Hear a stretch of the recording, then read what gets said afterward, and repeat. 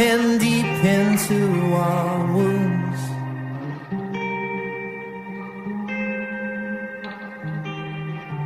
Yet I will be ripped apart before I choose a side. Yet the shadow of glass beneath my feet cuts this godforsaken street. Why can't we make things disappear? Steal the poison from our tears. Oh, crocky crosses pinned on the wall. Slow destruction of our childhood homes. High illusions, they seem no more, no more.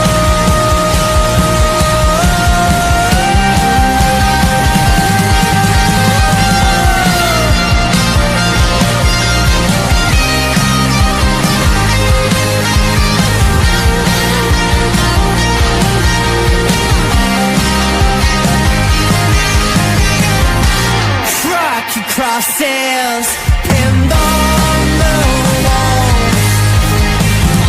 Slow destruction of our childhood homes.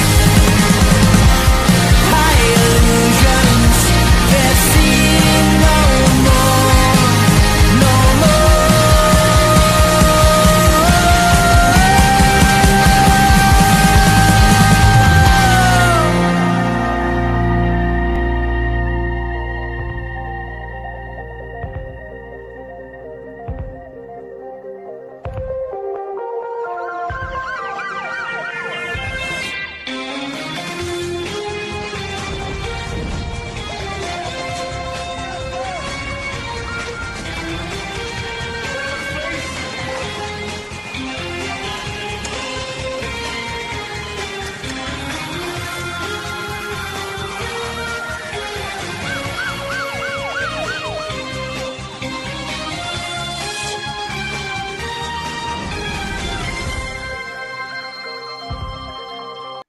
Yes, people. Welcome back to another stream. We got the panel show for you tonight. Shout out Pulpit, Tarek, Joe, Jay, Danny. Steve can't make it tonight. He's in the pub, and Bevel might be joining a little bit later on if he can get his lad down to sleep. I don't know where to start, guys, because there's so much to talk about, man. All the chances, all the last-ditch blocks, everything that was going on. Yeah, pretty crazy. But, guys, make sure you are smashing up the likes. Make sure you guys are subscribed to the channel as well if you're new. Yeah, I don't even know where to start, man. Listen, Joe, you were on the last one. Let me start with you, man. Your sort of like summary from today. Any questions that you have to ask people for potential answers? What are you saying, mate?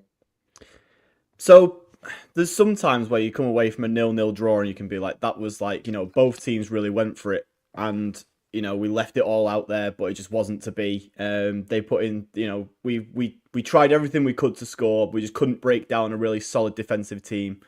And then you have 0-0 draws like today, where it feels like you've not even given it a go at all. It just looked like the team. The starting 11 was really where we should probably begin, really, because I think as soon as we all saw that midfield, there was just no way that any of us really expected. To be honest, my sort of outlook on it was that with this Manchester United being as shit as it currently is, and with their home record being as terrible, I think they've got more. Like, I think they probably dropped. I don't know this for a fact. There's probably someone who could prove me wrong, but it feels like they've dropped more points at home than they have away from home this season. Like, I feel like every time I watch United at Old Trafford this season, they drop points or lose. So, you know, for us going into a derby against a team that is factually, objectively the worst Manchester United side in Premier League history at least, like if not longer, if not further back than that. And to come into that, even with the poor form we're in, even with the midfield that we decided to go with, there was no excuse not to win today, I don't think. And having seen that game, I don't feel like there's no excuse for the way that this lot played. Like, it's awful. And I think that honestly, more of it for me, I know that like players have to take individual responsibility for themselves and their performances. But for me, like that is just purely that is on Pep. That one. Like I feel like the selection of the team, the sort of tactical, like not having. I mean, we saw it in the first 30 seconds of the game. Not having Kusanov on that pitch when their primary threat is going to just be on the counter, as it has been both times we've played against Amarim's teams this season. It feels mad to not have someone with that recovery pace on the pitch. And look, I love O'Reilly, and I'm glad that he's finally getting some minutes. But you know, it feels like for some reason Pep has decided in his head that the trade-off for that is it's O'Reilly or Kusanov. You cannot have both. And I'm not going to lie, when our defence looks as shit as it does right now, I'm taking Kusanov's recovery pace over basically anything else, even if it is an academy lad that I've been begging to see all season. But you know, in terms of the sort of the full performance, we didn't look even remotely like scoring at any point. We could have played that game for another 3 hours and we'd have never scored a goal. There's a continuation of some really, really worrying performances. Foden, I mean, I'm not. Shit, man. At least that decision's been taken out of Pep's hands for a while. By the looks of things, with that injury that he's gone off with, but he has just continued to prove that this season is just an absolute write-off for him. It was a shame as well because you not think in the first 10 minutes he looked active. Yeah. And but it's so strange because we've gone up against, and we'll probably get more into we might get more into sort of the setup and everything like that. But we've gone into a game against 3 at the back. And we just seemed like we were just playing really, really, really narrow. I just feel, and we didn't stretch them at all. Obviously, Bernardo and Foden are obviously going to come, you know, play more inside than they are out wide. And yet, with that being the case, we didn't play.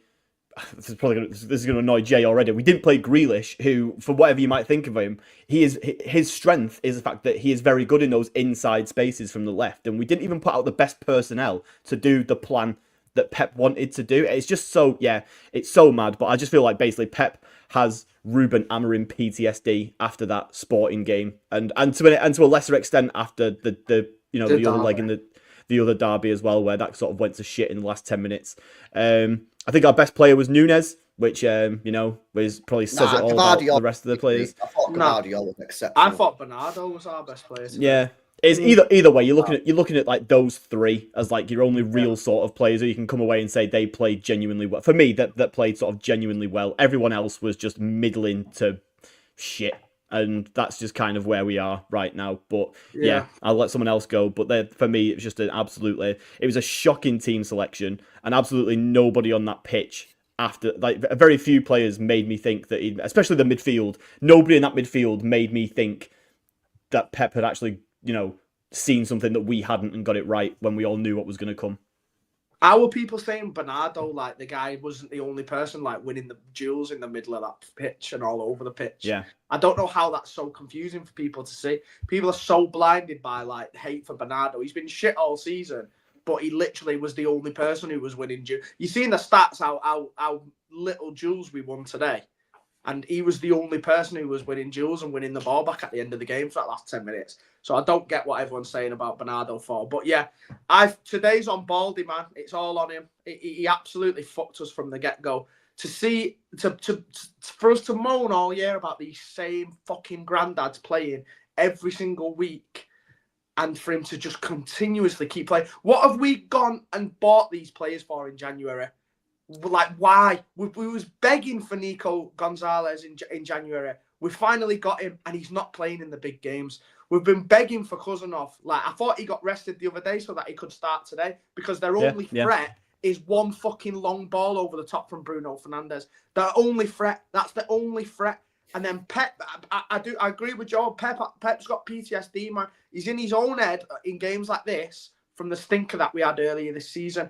The way we lined up was so fucking ridiculous. We had Kev playing up front. People are calling Kevin De Bruyne shit. What do you want the guy to do playing number 9 like that? Do you know what I mean? He's not going to be making runs in behind. You've got absolute double-decker buses like Maguire there, who all he can do is win headers, and we're not trying to slide the ball down the sides of him because we've got fucking Kevin De Bruyne up front. Like, we just didn't create any threat whatsoever. Our most dangerous players, Savio and Doku. Why? Why is not at least one of them playing? Like there was just no outlet at all. And then when we're in possession in the game, we have fucking Bernardo at right back and Gundogan at left back. Did anyone else notice that in possession today? Yeah. It was so fucking weird. And then Núñez and O'Reilly was like dropping into midfield or playing high and wide. But the guy just tries some crazy stuff, man, Pep. I don't know what he's fucking thinking. But he just literally had everyone in the same area in the middle of the pitch. Like there was no outlet at all, high and wide. There was just nothing. Like I saw the starting 11 was like it's got 0-0 written all over this.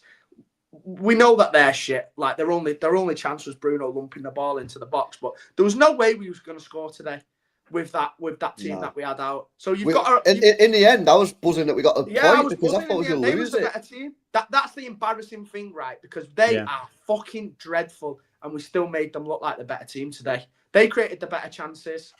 I was so fucking bored, man. So a boring game watching two shit teams, and you've got did Pep come for a draw? Did he take the 0-0? I think he did. Yeah, that's what I was saying to me. A lot of the chat said that as well. It's crazy. It's not good enough though. It's not good enough though because now Newcastle have got Leicester tomorrow, and they've got 2 games in hand on us, and like it's took. No. Forget about them. I'm only looking at Chelsea now. I've given up on everyone else. I'm just looking at Chelsea now. I don't know. We just got to finish above Chelsea, haven't we? Yeah, that's what it comes down to. Newcastle and Villa though are up our arse now, man. And I don't know. I'm worried about these guys. These hungry teams are right behind us, man. Do we look like a hungry team right now?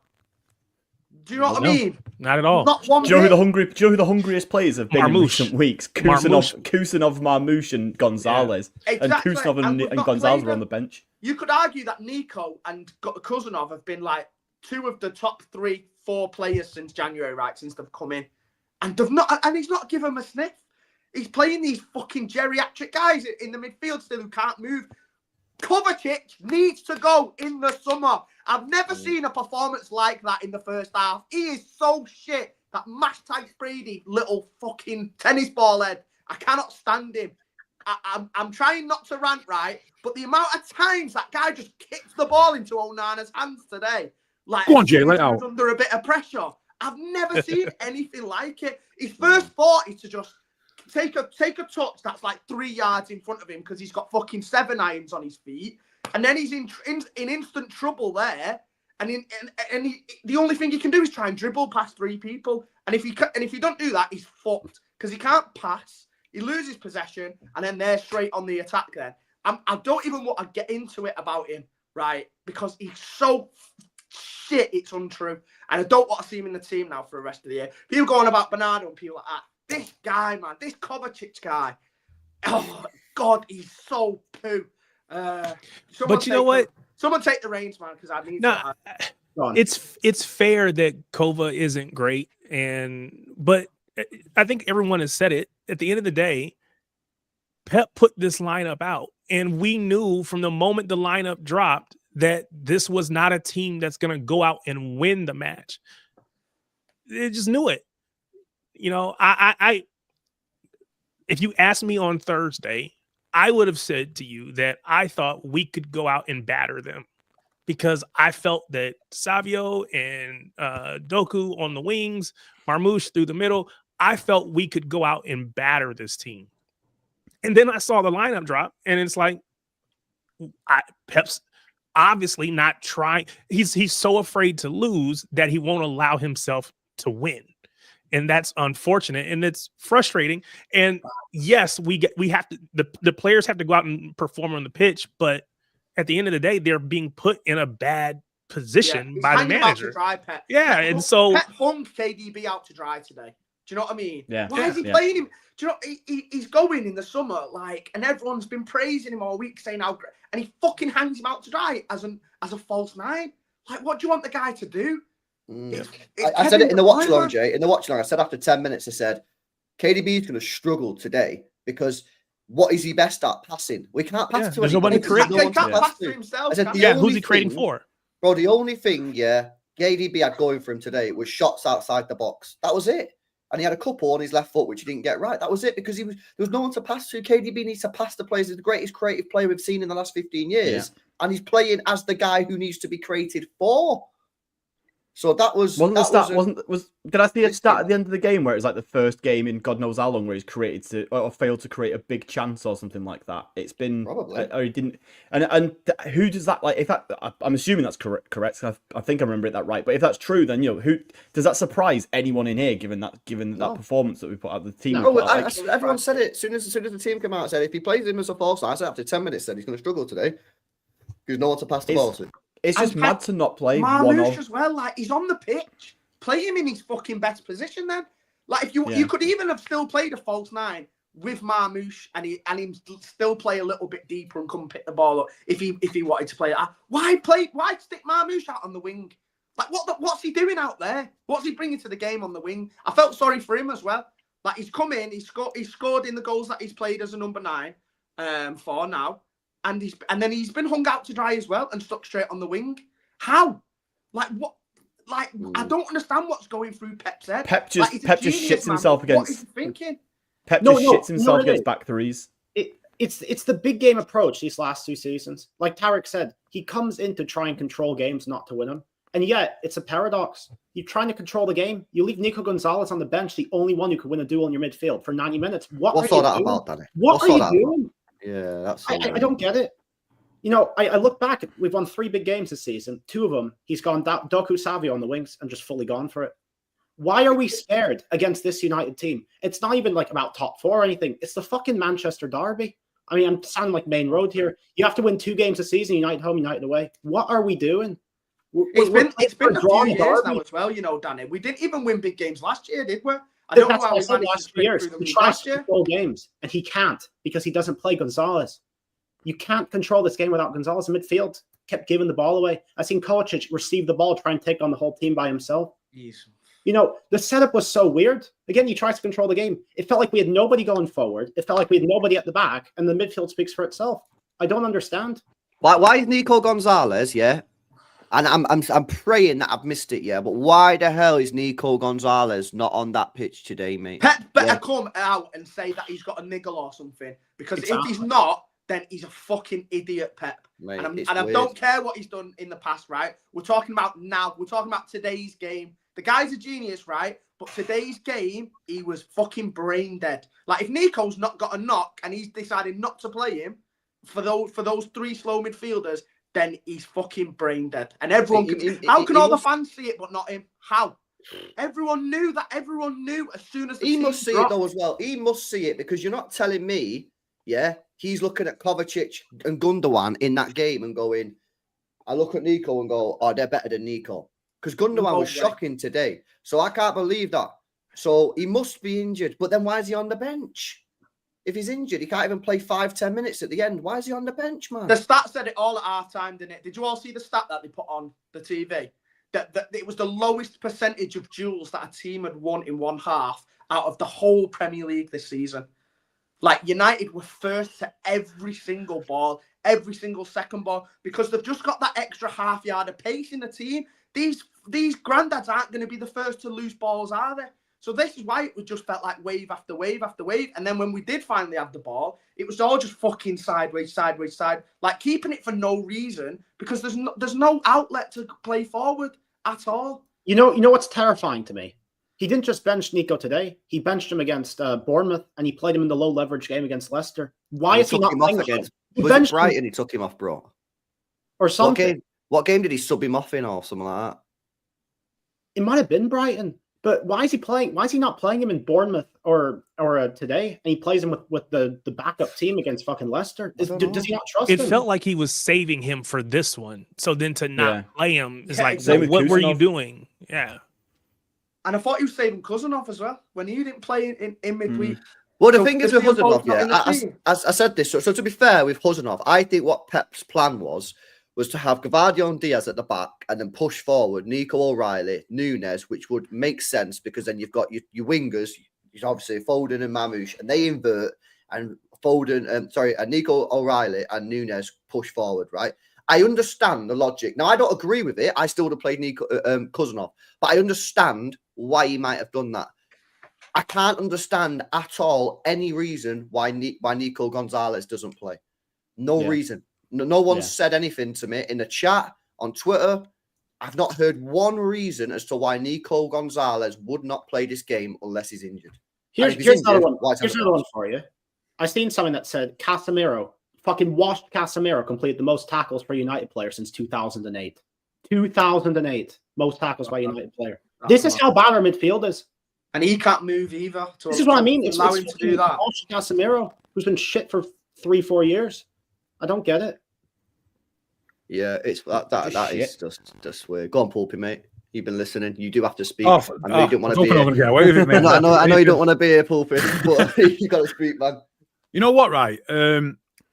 Two things, actually. I could have stomached that midfield today if we had some fucking width. Right. We had nothing out wide. It was just literally 5 crabs in midfield and 1 striker who didn't move. That was it. I'm so sick of what... All we needed today was a bit of width to go at them because they are the worst team in the league. It's only by default that they've not got relegated that there's actually 5 worst teams now, but somehow below them there's 5 worst teams, and I can't imagine how... I just can't fathom that. You know, we need to have some wings, some pace on the wings. Even Grealish on the wing would have been better than what we had. You know, it was just so annoying, man. It's so annoying because I was like, what? I understand try to control possession, smother them, get on the edge of the box and have a bit of width. We didn't even have any width, man. I was just like, United just sat 10 men behind the ball and we just went with 3 players in midfield straight towards them every time. It was soul destroying. I was just like, well, how can you even break that down, man? Another thing. It would have been. Oh, sorry, go on, Pulpy. No, I was going to say, my second point is, you've mentioned about Pep having PTSD and stuff, right? It's like he's not watched anything to do with Man United other than that game at the Etihad, and he's responded to that. He hasn't seen that United have been absolutely levered at home off teams like fucking Southampton and West Ham have gone there, and Bournemouth have took them to pieces just by having a go and being open. And then he gets to it, he's go, well, actually, United, they defended okay against us. Thinking that was fucking 6 months ago. You know, he's responded to that and he's ignored everything in between and just set up for that. It's like, Pep, come on, man. They've been shit at home. They're easy to get at. They've lost pretty much. I mean, what, about 9 games at home they've lost, is it, this season or something like that? Yeah, that's shit. That's something mad. Why are we going there and making them look like a top 4 challenger? Playing like we've got something on the line against them. All we to do is to go there and steamroll them a bit of pace, and there's nothing. Yeah. So we just kind of had this mentality of United to play well against us once, and the gap in between doesn't exist. But now all of a sudden we're going to be careful because they might be able to get us on a counter attack. And Garnacho, he's been absolutely shy this season, and for some reason in the first half, he's running rings around most of our players at the back. I'm like, don't know, man, just so frustrating, so annoying, disappointed. I don't really go at Pep often, but that was on him, man. Today, that was a stinking starting 11. Really bad. I think what's really sort of frustrating on it as well, and obviously again Grealish a controversial topic, but regards he had a man of the match performance. I love you, man. No matter what game it is, no matter what's happened, it's like listen, right, we cannot be calling for Grealish, mate. No. Jay, hear me out, and just wait until later on when I slag off Doku's cameo as well, because this is going to get really bad. But I think, but honestly, like Grealish had a man of the match performance midweek. Like whether you like him or not, he was mint again. And obviously it's Leicester, right? Not great, was he not mint a great against team. Leicester, though? Yes, he was. Like if you don't rate that, then fine. Like I can't help you.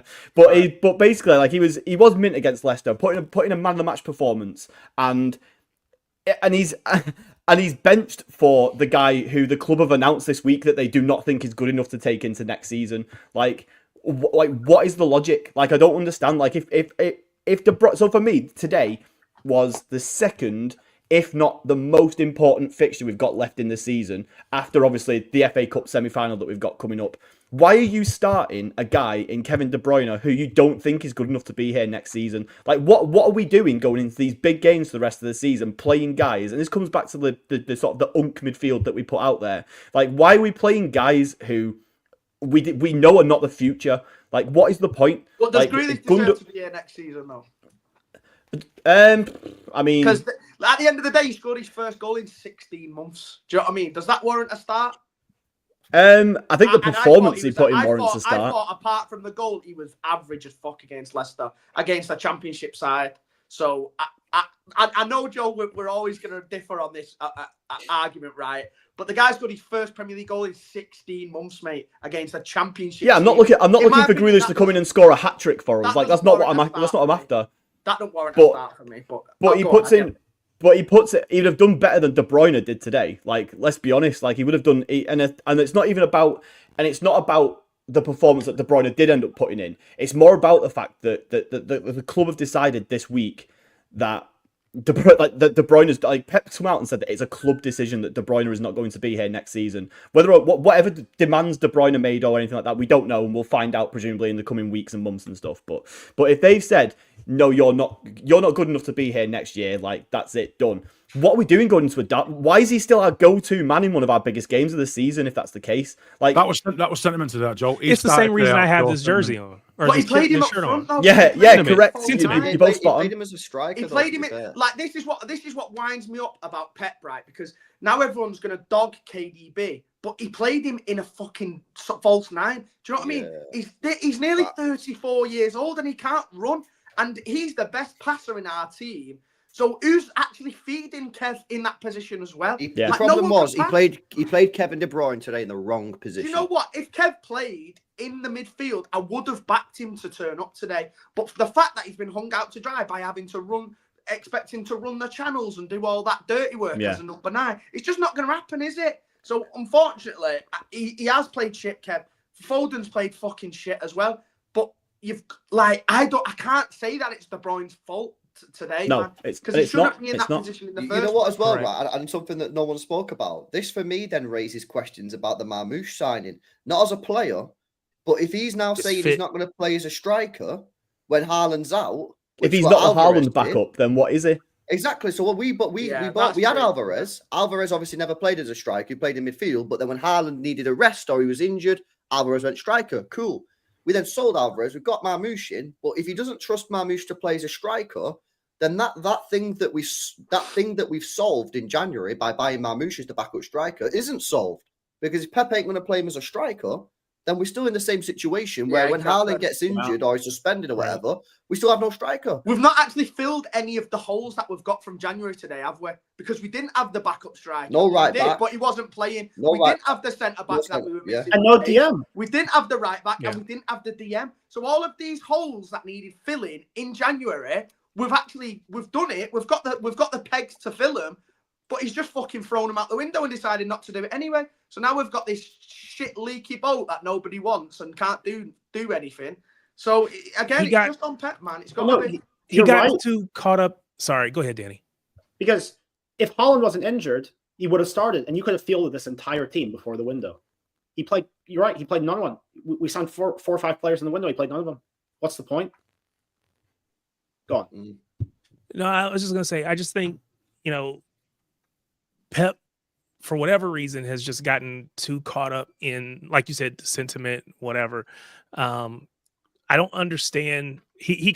So Joe talked about Grealish giving a man of the match performance midweek. Whether we agree with it or not, it was one performance. If you think about Gundo, he's had 2 performances that were pretty good, but we've always known that he doesn't have the legs to play multiple matches, especially in the same week. So for Pep, I just feel like, Gundo played really well, I'm going to keep playing him. And you're running him in the ground and he's not able to do that. Kova, he played okay. So, you're running this same midfield out because, the last time I saw them, they were okay. They were decent. They were, they weren't crap. Okay, let's run them out there. And at some point, you just have to say, okay, that was a one-off performance. In this case, Grealish or Gundo or whoever, that was good for that moment. But let's not get too stuck on that one performance that it changes what I'm doing the rest of the way. I feel like, was Doku great? No. But I think his ability to attack their back line, we didn't get any yellow cards, and they didn't get any yellow cards until he came on. And then he's running at Delo, he's running at Mason Mount, he's running at their back line. And then now they're having to grab, they're having to pull, they're having to do these things to, it puts them under a little bit more pressure. I wish he would have played Doku and Savio from the beginning and let them just attack and really see what we could have done. But he, for whatever reason, is holding them back. It stops their wing backs from gambling forward as well. A lot of their threat was coming from that dog who's shit, by the way. But a lot of their danger was coming through him being wide open at the back. Dalot was being wide open on the right-hand side. Do you think those guys would be bombing up the pitch that much if they had Savio and Doku in behind them? Or even one of them? Do you know what I mean? They're going to be more hesitant to gamble up the pitch like that because they know that they're going to get hit on the counter-attack with those two wide. Yeah? So now, because they know they've got a Foden there, or a Bernardo there, or a KDB there, who can't fucking run to save their lives, then they was absolutely flying up that wing, weren't they, and finding loads of space in behind the fullbacks every time. So it works both ways as well. Like, you're putting them under pressure with the ball, but without the ball, they're gonna have in the back of their minds that they don't want to gamble up the pitch as much as they was doing. Can I just say now that we've mentioned his name, can I just say how fucking awful that Doku performance was in that brief cameo that he had? Joe. It was absolutely. It was absolutely, mate. It's absolutely. Explain to us why. He's on the pitch so for 20 minutes. Honestly, I would love nothing more than Doku to be good, but he was just fucking terrible. Like, the number of times it would get into a decent position and failed the 5-yard pass that comes at the end of it. Mate, it doesn't have to be a Grealish issue. It's a Jeremy Doku issue. Like, Grealish has nothing to do with this. Like, it doesn't. It's totally separate to this issue that I'm. No, but I just don't understand how you can love Grealish but hate Doku. That's where my mind it gets cooked. So I have to just because the two wingers are asked to do totally different things, and I think Grealish is good at the thing. They're both good. I don't think you can like one and not the other. I think in terms of end product, yes, they're both shit. Like, that much is simple. But in terms of the job that they do on the pitch, I think Grealish does the job he's asked to do a lot better than Doku does his job that he's asked to do. Free kicks, that's it. And dictate the tempo of the game from the left-hand side, and keep the ball in possession, keep it trickling over. And Grealish didn't even do that right today. He come on and died straight away. Right, Jay, that's fine. That's fine. I'm talking about Doku, and you're talking about Grealish. Like, it's fine. And Doku today was just like he just fucked up again, as he always does. The final bit, he gets to the bit where he has two defenders on him, and that's genuinely that's useful. That's what you want to do. But then that's only good if you can release the ball to a City player and take those two players that have just come to you out the equation. And too many times, and it happened again today, almost every time he got it in possession, Doku fucked that bit up, and it led to a United counter-attack. On 2 times in the space of 5 minutes, he did that, and next thing you know, United have got a shot on target against us. Like, it's as much as Doku has the sort of the tools to go the other way and hurt teams, I just don't think he's got his decision making is just so bad, and for some reason, when he gets it wrong, it always leads to a counter attack because he doesn't have the work rate going the other way to stop it from going to shit when it goes back on us. And for me, that his cameo today, it's not the biggest thing. It's not the biggest problem today by any means. He was on the pitch for 15-20 minutes. It's not a huge deal, but I just think a lot of people were saying, "Oh, why didn't Doku start?" And I think the last 15 minutes told you why, because I've given this guy 2 years, man. He's shit. He's not good enough for City. Like, it's just I can't look at him and think that he's a City level player. He's had 2 years and he doesn't look any better than when he stepped into the club. Then you have to also then say it's time to get rid of Grealish. I think this is what I think. That is my opinion. Because he's. If you're telling me the Doku's been poor for 2 seasons, then Grealish has been just as poor for probably those two as well. So they both have to go if that's what we're saying. Just once, I'd love to criticize Doku without someone saying the word Grealish back at me. I don't get what Doku would like. I'd understand, if Doku had started and he was absolutely shit from the get-go, but for him to come on late against tired legs, that's what shit show of a game.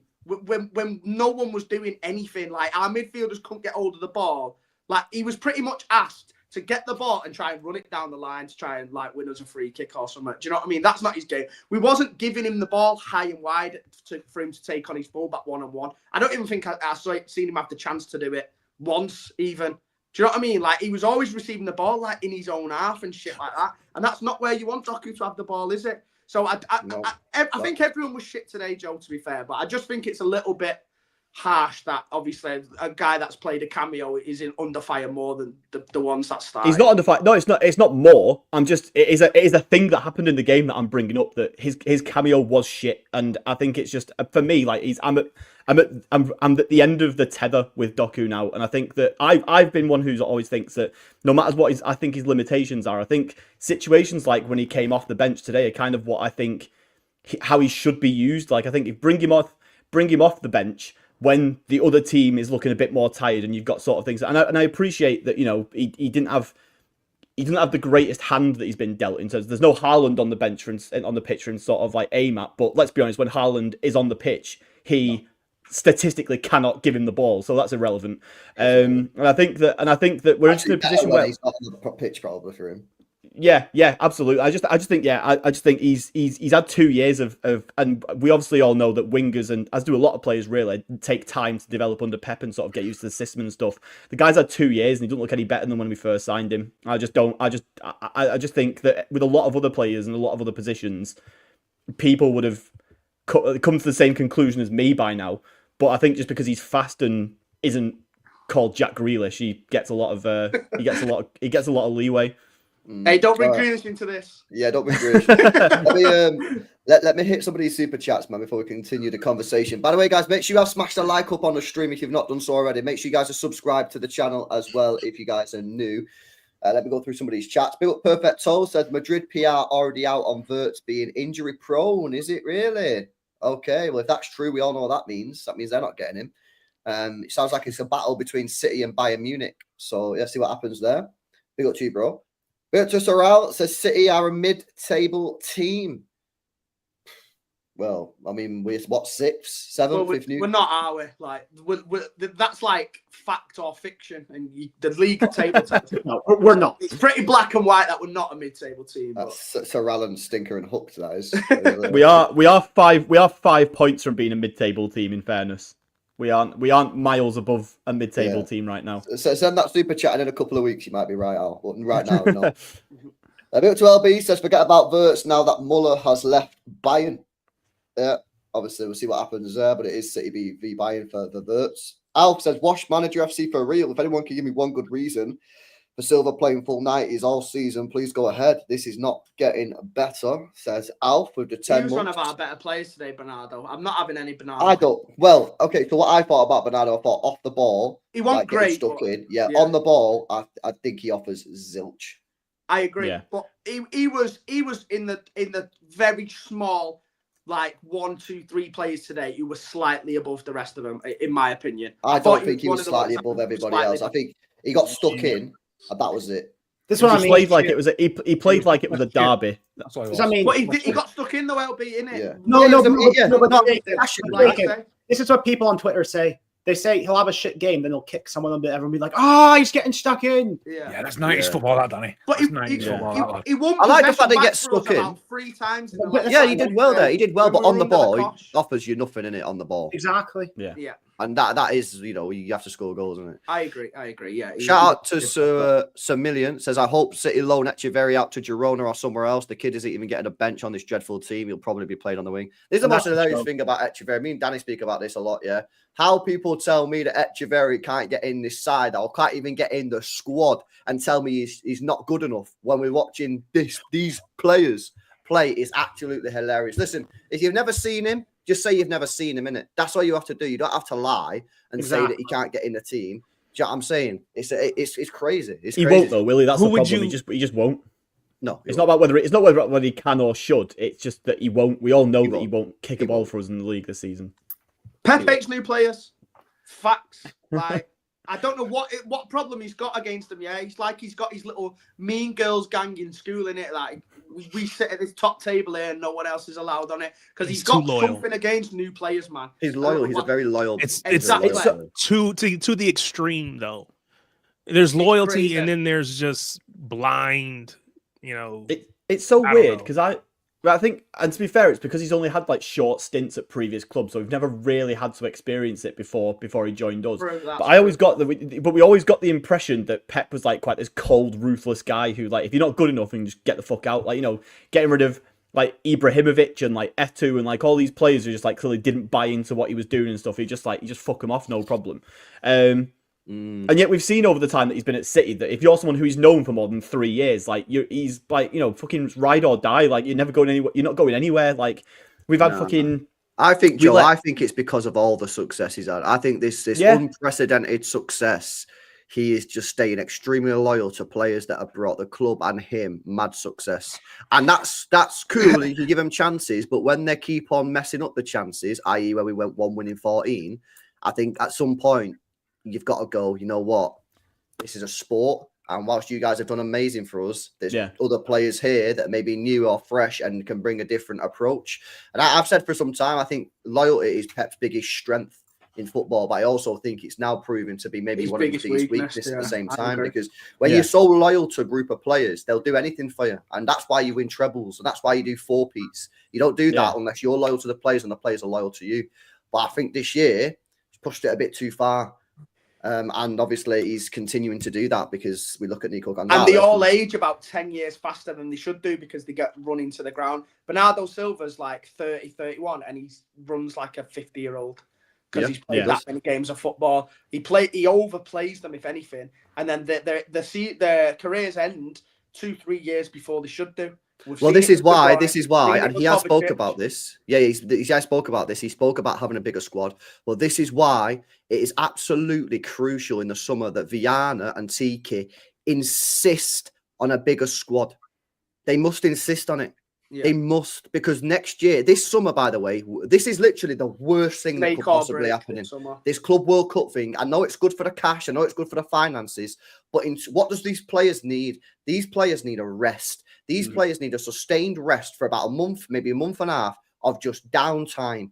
They're not going to get that. They're not going to get we got to sack it off. We got to bin it off. We got to just not even bother. Just get us knocked out in those group stages. Do you just take the 40 mil? Do you just take the $40 million and fuck it off and get knocked out straight away and just take the 40 100%. Play the kids. Or do you try and go and get the 125 mil? Because I'm telling you now, the club will be telling Pep Guardiola, we want you to win 100%. Yeah, because we want that 125 million. Because this rebuild has come. This rebuild has come literally at the worst possible time. Yeah, the worst possible time. Because we've already spent 175 mil.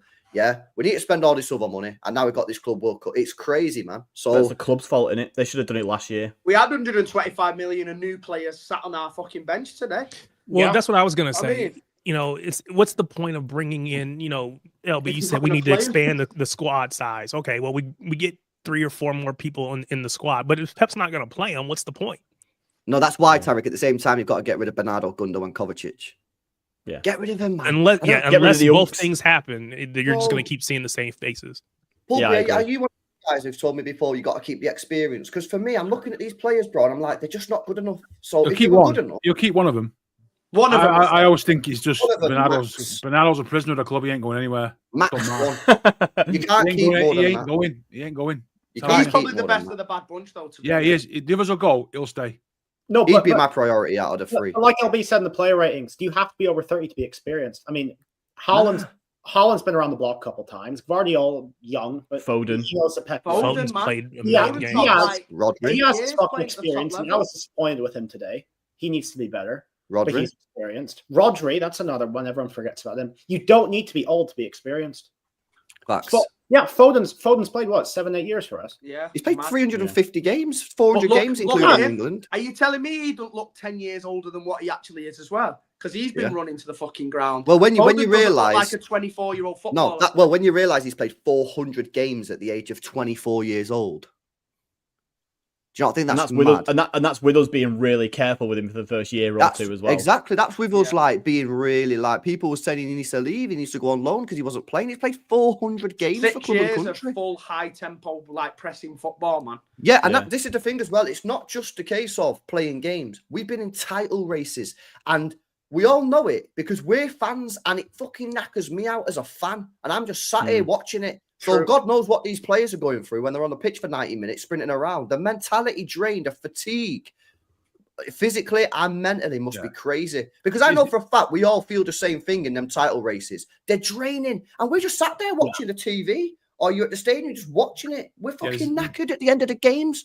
And I'm just sat there. There's a difference in playing 70 games a season and there's a difference in playing of those 70, 60 of them being like real massive games for high leverage. You lose, you're fucked. Yeah, that's it. There's a difference in playing those throwaway games in like a shit season at a normal club of 50 games something. Yeah, facts. And 28 of those you just don't even need to turn up. But on this for City, you've got to play at 95% capacity in every game, or else you lose momentum. You're out of team, and we don't win the trophies, and then obviously the history is not as good. So yeah, there's something to be said about players being ran to death. And to be fair, Pep has said in a press conference like a couple of months ago, he needs to change and he needs to get a bigger squad. So hopefully they're learning. Hopefully he's learning. The club's learning that, this is not sustainable. You know what I mean? And the more competitions that we're being entered, the more games we're playing, the bigger the squad. And it needs to be quality players. And it needs to be players ultimately that Pep trusts. There's no point in just getting a bigger squad for the sake of it. You need players that Pep's like, yeah, I'll play you. Yeah. And like you say, like Tarek said, it's just a case of you need to get rid of the ones who are like the shit guys that Pep insists on keep playing. Like you need to get rid of your Gundos. Well, not so much Gundogan. I think Gundogan's fine if you have him in as like, someone who does what he was originally meant to do, which is just be there for some shit games and just like come off the bench every now and then. If you've got it, if you've got like 3 or 4 midfielders ahead of him, then he shouldn't ever really be a problem anyway. But you've got to get rid of like Kovacic. Ideally one of Bernardo Silva or Gundogan, but I think Gundogan's contract is his choice anyway, and it's not ours. He's got the option to extend it. I can't remember. I think that's come with how many games he's played, and he's more than done it. So he's played 41 games. There you go. Yeah, it'd be stupid not to take the extra year. 100%. But yeah, so I think the thing that was, if you think about when we did the massive sort of rebuild in 2017, where he just basically brought in all these players straight off the bat. At the end of the day, what was the team that he was the bulk of that team? Aguero had already been here for ages. Silva, De Bruyne, Fernandinho, had already been here for a while. Sterling had been here before Pep got here. Sane had been here a year by the time that he did it. Stones had been here a year by the time he did it. Kompany had been here for ages. Kyle Walker, the exception, because he came in. Yeah. Edison, obviously another exception because fucking hell, it wasn't Claudio Bravo. And at left back, we had Mendy, who again was just we had to play him because it was that or fucking cliche or we had no one, did we? We had to play Fabian Delph in the end. So if you think about even when he did that massive rebuild back then, the team was still mostly, other than the odd 1 or 2 positions where it was literally immediately obvious, like Kyle Walker at right back, Mendy left back, like Edison in goal in net. Everywhere else was players who Pep trusted and or experienced heads, and they were going in their primes. And they were in their primes, and we're going to get to we basically need to be at a point where we have some players in our team when it comes to next season who are either world class to the point that they are like you cannot bench them, like a Wirtz, for example. Like you cannot bring in that guy and then he doesn't play every game. Basically, that's going to be you need players like that, or as you said, they're players who are in their primes who Pep cannot just go oh no, you can sit out because we've got 34-year-old Gundogan here who wants a game. We need to bring in that level of just instant trust player that Pep has to do. And obviously, if you can get rid of a few of these players who Pep's putting far too much faith in at their current age, then that'll make that process a lot simpler. But I think Pep's always been the kind of guy who just values experience over everything else. And yeah, as you were saying before, experience doesn't necessarily mean age. But for some reason, for Pep, it very much does. And experience without quality is just not good. Yeah. Right. We've seen you've still got to be a quality player. Listen, I clocked it early doors, man. I always say, but if you watch my video, I'll go back to the called it enough after 3 games in that dead run. Yeah, the players that we have now are not good players. Yeah, and some people don't want to agree with this. Yeah, I promise you. Yeah, once you do this task, and I tell people to do this all the time, you realize go and have a look at our treble side. Yeah, our treble squad, and compare it to now. It's fucking insane. Yeah. And obviously that was position pretty much. Yeah, that was a team that obviously was like a unique team. It's a treble year. That doesn't happen all the time. But the drop-off is just mad. It's not like a couple where he's a bit... No, the drop-off's crazy. The drop-off is crazy. And that's because we've not invested properly into this team. Yeah, they bought Nunes, who Pep don't trust, and today's his comments after the game. That's crazy what he said after the game. Bro, pretty much said he's not a good enough footballer to be in midfield. That's fucking horrific from him. That is an absolutely ridiculous thing to say. That he said that. Do you know what I'm saying? Kind of facts, though. Kind of facts. But no, I agree with his comments. I agree with his comments because we all know that it's true. But you can't hang him out like that. But the fact he said that, the fact he said that as well after a good game, from Nunes today is a bit mad, to be honest. And I think, I don't think that was right from Pep to say. Maybe it's just Absolutely like a, killed him. mistranslation type situation. Who knows? But I don't think that was particularly great.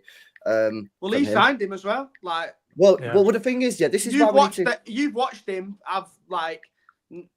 Do we really think Nunes was all that for Wolves? And obviously, bro, I tell you this, when we signed Nunes, I went on a Wolves podcast on YouTube listening to what they were saying, and the Wolves fans on that podcast were stunned. And you know what they said, Jay? They said, "Why are they not going for Matheus Cunha?"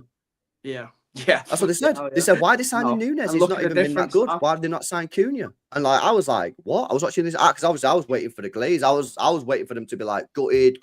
He's leaving. They were like, "Why have they signed him?" Well, they wanted thinking it was meant to be Neto as well. But then what about that Neto over Nunes? At the time, and the sad thing is that he was actually decent today, innit? But now Pep's got to do this job where he's got to mould him into a completely new player because he doesn't fucking play there. You see what he said about it tonight, that he's got to play him as a right back now because he's not good enough to play midfield. Do you know what I mean? See what he said about him, no? Yeah, we're seeing. Yeah, he's absolutely ruined him there, hasn't he? Yeah, pretty much saying he's not good enough, and now he's got to turn him into a right back. He's not clever enough to play midfield. Well, then so they have a thing here. You're just trying to keep. In the States, we would talk about trying to keep a player's trade value up, right? So I don't want to do anything that's going to make them worth less when I trade them. It's like what Pep just said about Nunes. Why would anyone bring him in and think he's going to play him in the middle? We want to sell this guy. If we don't think he's going to be good enough for us, we're going to get rid. No one's willing to pay money for a player that the coach that we all believe, the manager that we all believe is the best in the world, says he's not good enough to play there. It just doesn't make any sense to me. And again, we're not even asking him to play in the middle. Pep's not even giving him that opportunity. So what he can or can't do in the middle doesn't matter because you're never going to play there. Just focus on being a right back and do that. Be better at that, whatever. And I don't know. Pep, I think him at the club. I think he'll probably. That by the sounds of it, he'll probably keep him around as a strictly a right. He's going to be a right. I was just going to say, it screams to me that they've had the sit down, they've had the look at next season, and they've been like, one of these positions we cannot fill. Like, what's it going to be? And he's gone, well, we're going to have to just stick with Nunes at right back, aren't we? And again, he's just the best of a bad bunch at the moment in that position. So we'll probably keep. Can I just say something though? Yeah, this goes back to why buying these players, at 50 mil, 40 mil. It's not a Bueno situation, man. Yeah, just go and buy the fucking Bruno G at 100 mil. You've got to get already proven players at the top level. I say this all the time. Go and get this guy 100 mil, and people say that's too expensive. Like, all right, then go and buy someone for 50 mil, and watch what happens. There's a reason. Because then you've got to replace him with another 50 mil. You spent 100 anyway. Well, we spent 90 odd million quid on Nunes and Phillips combined. 90 odd mil, and we had to buy Nico G, and he didn't play today. Yeah, I know. And you better hope that Nico G's injured or something, mate. Because if Nico G's going down the same path as Nunes and Phillips, and that Pep don't like him, that's £150 million we've spent on midfielders, and we still need 2 more. Then, if he doesn't trust Nico G, just go stop fucking about, mate. Get in the transfer market, buy the better players. Yeah, it's so weird because we've seen like in the past. Like, I'm just thinking back to. And I pray this doesn't happen now that KDB's going, like, fucking hell, like, they've got to get this right. But do you remember when Company left and it was basically Maguire or no one? And we just went that full season without anyone.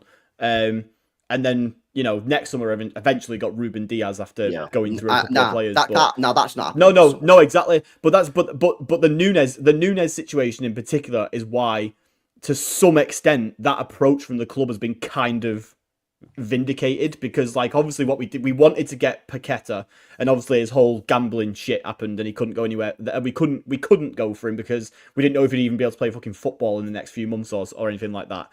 And then we just sort of panicked and went, fuck, like who else is available? Nunes is on a list, let's just get him. And then we had to pay whatever we had to pay to get him out of the club.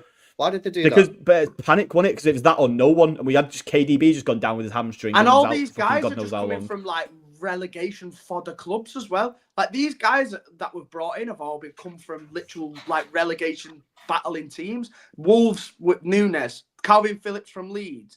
Do you know what I mean? Like, why aren't we getting the guys that are proven at the top level? Yeah. Do you know what I mean? Who have won Premier League titles, who have won PFA Player of the Years. We're Man City, man. Go and get the fucking big boys. Yeah, You've it's got like- the money to do it. Do you know what I mean? It's not like we're getting them for gambling cheap on either, is these it? It's guys? not like we're That's nicking the them for a few point, quid. That's the point. We're not even Yeah. getting him for We're like actually 10, having our pants 15 pulled down million, for him. where you go, oh, you know what? It's worth the gamble at 20 million. It's freaking 50 million. 55 million spent on Nunes, 40 million spent on Phillips. And you could another have had 50, Bruno and another G. 50, and another 50 until we finally get to the player where they can probably perform. But by that time, you're going to have spent 200, 250 million. So just do it the first time, and in the long run, you're going to save money anyway. Yeah. Crazy. It's true, man. It is crazy. Let me go through some of these chats, man. Big up to yours truly. Says, LB, I told you Pep is done. He got player and still does the same thing. What makes you guys think next season will be better? He's been shit since the Inter game. We'll never be in the UCL with him again. This season, no top 6. Hashtag Pep out, Jesus says yours truly. Anyone who's Pep out is a fucking idiot. Yeah. There's a lot of people Pep out, Joe. There's no way. Well, let There's me a lot ask of fucking idiots. So No way. I'm not No way anyone Pep can be out. Pep out. Yeah, I'm not Pep out. But at what point do you start having that conversation? Because there has to be a line, right? We look at players every single Relegation. week and we say this player just isn't good enough anymore, right? They were great. They were good for what they were doing, whether that's Gundo, whether that's Grealish, whether that's Bernardo, all of these players. Now it's in this case, it's KDB, right? He was in many cases, some people say our best ever player for the club. But there comes a point in time when we say, you know what, he's got to go. Is there a point where, and I heard Joe say relegation, that you say, you know what, it's just not enough. It's not good enough. I was lying. Relegation, he should still stay. Yeah. You will Any never hear single them player in towards this that, club would ever. go before Pep Guardiola. He's the biggest figure that this football club has ever seen. So regardless of where we finish and anything like that, there's no way the club would ever get United rid fans of wanted no Ferguson way out. United fans wanted so Ferguson I out. think right. wanted Wenger out. Look at where they are when they finally got him out. And Right, so the here's what grass I is think, never yeah. greener, man. I think, that if we give him another 350 million in the summer or something like that, 'cause it'll be a lot of money, and it's still And then he flops. shocking. I don't think he'll be sacked, and I don't think City would ever sack him. But I think the club would ask him to maybe walk at the end of next season. But I don't think they'd ever sack him. Yeah, his contract runs out. He's never getting off years any left on his contract. deal, He's isn't it? thinking. He's got 2 years on his deal now. 2 years on his deal. Yeah, that'll be the end of it there. But No, I'm saying they might ask him to walk halfway through the contract. no, I don't think so. No, I don't think they do. I don't So know you either. Yeah. So if we're like 7th next season, Nah. having spent half a million The quid, club will do you not 100%. walk? At the No. end of the I season? don't think they'd tell they'll him give him to. until- I think, if anything, I think he would. I think would he'd say I've decide had to enough go and done. himself. Yeah. Yeah. He would decide Yeah. I to think go he'd hold himself. his hands up and say, "Yeah, look, lads, it's not I don't working think anymore. I can't do the it." club would ever ask him to leave. Because you know what he's like? Yeah. No, I don't think they'd ask him to leave, but I'm thinking he would walk It would at be the end of next season. him, up to him, potentially. No. And But you know what he if that happens, says? it's down to the players. The He players will always throw him says, under the if bus. the club wants me to go, I'll go. I think what's going to happen is if he's poor next year, they'll say, okay, this is your last extension, mate. And he'll be like, No, "Alright." I genuinely, seriously, I know that it's the whole no one's bigger than the club thing, but I think our lot will do fucking anything for Pep. Like we could finish, we could end up in a relegation battle next season. As long as we don't actually get relegated, we'll probably still give him another contract after that if he's open to it. Like he is like that big. Like I don't think there's anything. We will never ever tell him to leave or say that we want him to leave. I agree. I think it'll come down to it. You talk It'll about only KDB come down to whether he wants statues and it. stuff like that. Imagine what this guy's going to get when he finally. Mate, Yeah. he's getting the CFA named after He will him. have earned every accolade or whatever they do. Fact. Yeah. And we're never going to see that. We're probably never, ever going to get to the point again where we're winning 4 Premier League back-to-back, winning 2, 3, 4 trophies every season. And I'm fine with that. If we've got another 2 years of winning like a league title and a few FA Cups and hopefully try and sneak a Champions League in there, then I'm more than happy for Pep to carry us through that for the last 2 years. We've seen absolutely everything. This guy has given us the best times of our lives, man. And if it means that we only get 2, 3 trophies from now until 2 years' time, I'm more than happy to stick with him until. Look at the other eras of the other managers, like Ferguson, great era, Bob Paisley, and all that sort of stuff. Ones like Liverpool and things. They're still talked about now, 50 years later, 30 years later, 20 years later. In 50 years, they'll probably look back on what Pep's achieved at City, and it'll be still the single greatest era that's happened in English football because it has been. It's been pure dominance. It's never been anything like this before. So right now it's just a lot of reactionism. People just like, oh no, we're struggling the next big thing, the next great thing. I want to be that one. I want to be the guy that said it's the next thing. Get him out. It's just bullshit. I think another thing as well genuine opinion. You're not going to be the one that is like, you wouldn't do it. It's just a pure spiteful social media thing. You wouldn't really genuinely want the guy to go unless he was fucking head's gone. He's completely changed direction. His players are falling out of him left, right, and centre. That's not going to happen. The club's not going to allow that to happen. I think get the new players in. Get the new players in the summer. Proper quality players, not rotation players, not project players for 3-4 years' time. Camavingas, Rodrigos, fucking Bruno G's. Top level. Yeah? The top level, proper we players. Need start 11. We need players to go straight. We used to sign these players. Gavardio, Haaland, Laporte, Mahrez, Rodri. Fucking proper players who played at a top level and were good players. And then for some reason, we started signing players like fucking Phillips and Nunez and Kovacic and Gundogan on frees. It's like, what the fuck's going on? We used to do this 3-4 years ago. It's not a novel new thing. I think another thing as well is that obviously Tarek mentioned kind of likening it to like players when they come to sort of a point where you go like, right, at what point do we sort of just accept that you've come to the end of your time now and that's it?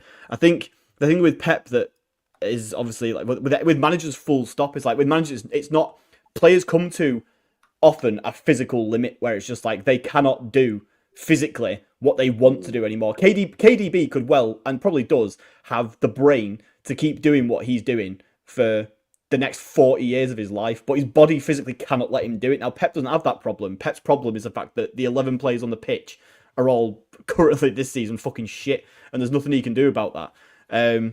Obviously, that's when the summer comes in. Obviously, if in the summer, if, as LB says, we replace them with 350 million worth of players, or maybe even more than that, or, and we're still next season battling for Europe, finishing 7th, finishing mid-table, then yeah, I will never agree with it. But I can understand how some people would come to the conclusion that maybe Pep is getting to the end of his time in the Premier League or whatever, maybe. I can understand how that would happen. The game is passed him by. That's why I've said, yeah, but I think this season. Yeah, this season is the managerial equivalent of having this season is the managerial equivalent of having an ACL injury. Like you can't really judge him on this season with the problems of having the squad. 9 years he's had. The very first season was quite one bad year, and now the period in between that was godlike, and now this season's been a little bit poor. It's like a real small percent on either side. And people are somehow just like overreacting and knee-jerk stuff and saying. Well, that's why I'm saying, Paul. Well, he had the refresh after that first year, didn't he? He had the refresh after that first year, and look what he was able to do. But look at the type of players we bought, Jake. Look at the quality. We need to do the same again. That's why we come back to say this is probably the biggest transfer window what summer was that, in our history, probably. Because we're either going to go up to summer 17 again, or we're going to fall off like Chelsea have. 16, 17, yeah? It's a 17-18 season. Right, look at these arrivals. Yeah, look at the names. and Stones and all that. Look at this, man. Look at this. Yeah, Laporte. Yeah, fucking top baller. Yeah, Mendy. Obviously, we won't speak about him, but Walker. Obviously, was slamming it for Spurs. Bernardo Silva rips us apart for Monaco. Ederson, who I don't really know about. We got Danilo from Real Madrid. And by the way, he come in as a squad rotator. Yeah, mate. He wasn't even a starter. Look at that. Two right backs in one window. So underrated. He come in as a squad rotator. Danilo come in as a squad rotator. Look how strong our signings were. Four of those top five, four of them came in and just straight into our set. Obviously, Laporte came in January, but they walked straight into our starting 11, and that's the summer we need now. And then look at the season after. It's crazy. Mahrez, yeah. Who else did we buy the years after? Rodri, Cancelo. But this is all you need. You just need to top it up. 1 or 2 players every summer that are top quality. This here was the building blocks of the treble. Yeah? Not the actual season. Here, these are the building blocks, man. Buying these top ballers, bro. Yeah, this is what we need to do. Diaz, Ake, Torres. Look at these signings. It's just as you said. It's just like it's the last few years of just downgrading every single time. That's been the problem. Like Mahrez went, Doku came in, Gundo went, fucking Kovacic came in. Who I think Kovacic is fine, but it's yeah. I give that transfer window a 7, as well. I did too. Bro, we're all riding high on the return of the king. Yeah, we that's all what I wanted said. Gundogan back. That's my excuse. I was riding high on the return of Gundogan. Pulpy wasn't, though. Pulpy was telling me on the streams that this is a bad move. This is a bad move. And I was like, fucking be miserable. Never go back. Never go back. You're a good think- fan, though, LB. Pulpy was getting cooked in those streams and he was right all along. I Everyone did. was just like, I Pulpy, stop being remember miserable. everyone's And he was- names. Every single name I remember from that one. He was right. No, he was Before right. I don't know if we're done on this, but can I bring something else up from the derby that really fucked me Can I up? just go through some of these super chats first, Joe? Yeah, go for it. Yeah, There's go for quite it. Yeah. a few of them. Shout out Halimi. Panel, except LB. Do you miss Mahrez? Yes. You know what? Okay. I was watching Yes. that video that City put out where it was every goal from the 4 in a row. And I watched that 2021, all the goals. Mahrez was there like 20 times. I'm like, we don't have that anymore. He was 20 million for that guy is a fucking disgusting amount of money to sell him for. Thank Like, you. I cannot believe we did that. It Have you is seen some of actually his inexcusable. highlights from over there as well? The guy still looks Unbelievable. He's the greatest ever winger, you know. Yeah. And to be 100%. fair, well, not to be fair, but to tell on myself, there was a point in time where I was kind of getting tired of Mahrez. I was like, me too. I wanted something more than just get the ball on the right wing, cut it on your left foot. I wanted, a different look, a different approach. And so was I like, I wasn't glad for him to leave by any stretch of imagination, but I was like looking for something different out of him. You don't know he what just you've wasn't got until gonna it's provide. gone. Yeah. I was about to say that, Joe. So I will be fair. I'll be honest and say, looking back on it, I'm like, I would beg, borrow, and steal to get him back right now. Anything, please. You took for granted, don't we? We took them goals and assists for granted, man. I didn't. Imagine having a winger that we all can thought, score, well, someone's going out, someone's coming in, and we'll do that Imagine having a again. winger Palmer. that can finish. That was fucking Palmer. That's why I get I'm pissed kidding. off every time about Palmer because he. Yeah, was but the fucking guy. we signed Jeremy Doku, guys. Don't worry about it. Hey, we lost Sterling and signed Grealish as well, man. What a fucking downgrade that was. Yeah, No, correct. No. The goals and assists dried up. You know what pissed me off the most when we signed Doku? Everyone was just saying, "Oh, there's your Sterling replacement," just because he's fast. No, it's not the same thing.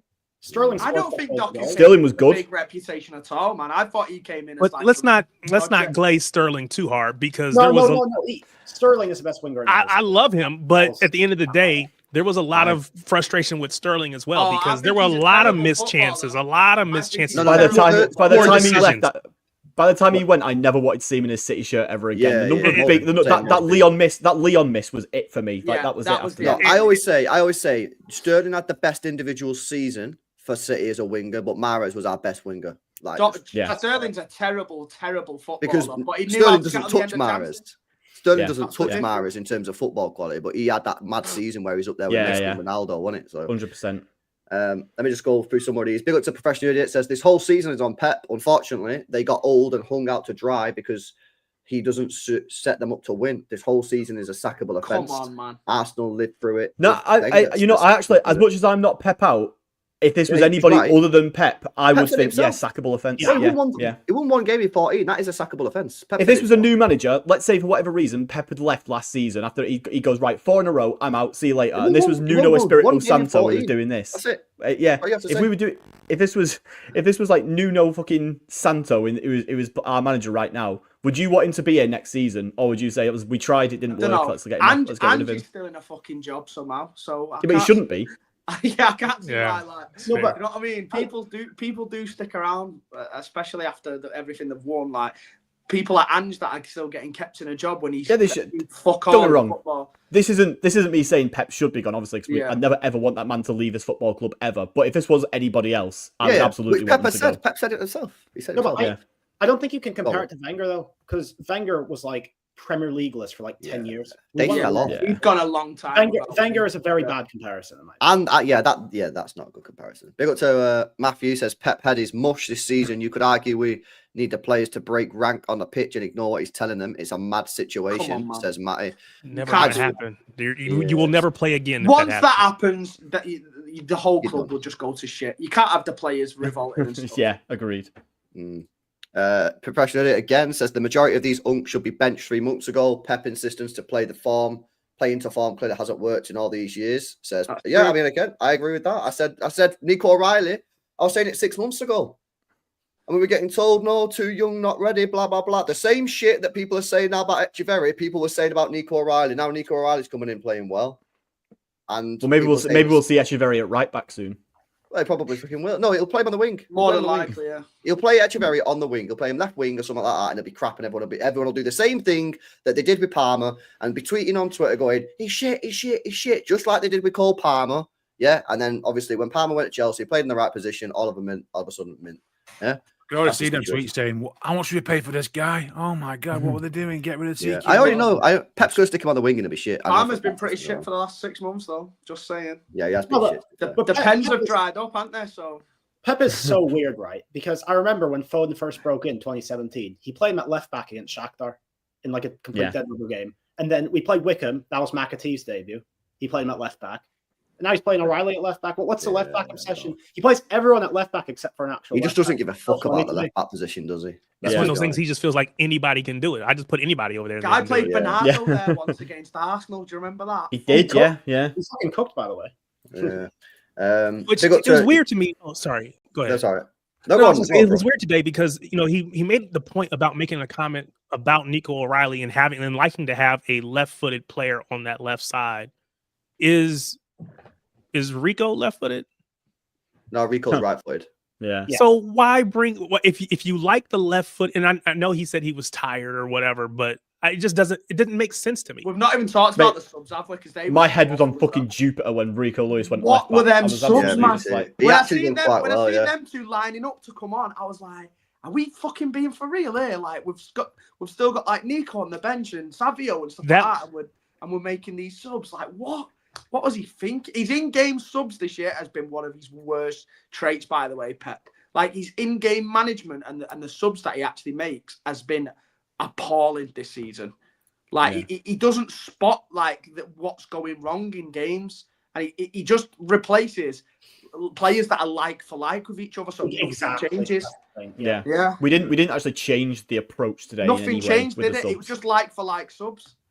Yeah, it felt like he was surrendering at that point. We're just gonna go for the 0-0 and call it a day. Well, that's what a lot of people said to me. A lot of people said in the player ratings that LB played for a point, and I was like, did he? And then at first I was saying nah, but then I seen the players celebrating, like hugging each other after a game. I seen Diaz come out and say it was a performance to be proud of. We'll come to that. That's what I was going to bring up before these super chats. He can do one as well, Diaz, man. He does, man. Diaz has taken a big hit towards He has been terrible this season. He was good today, though. He was good today. Was he? He was good. Was he? He nearly got sent after 45 seconds.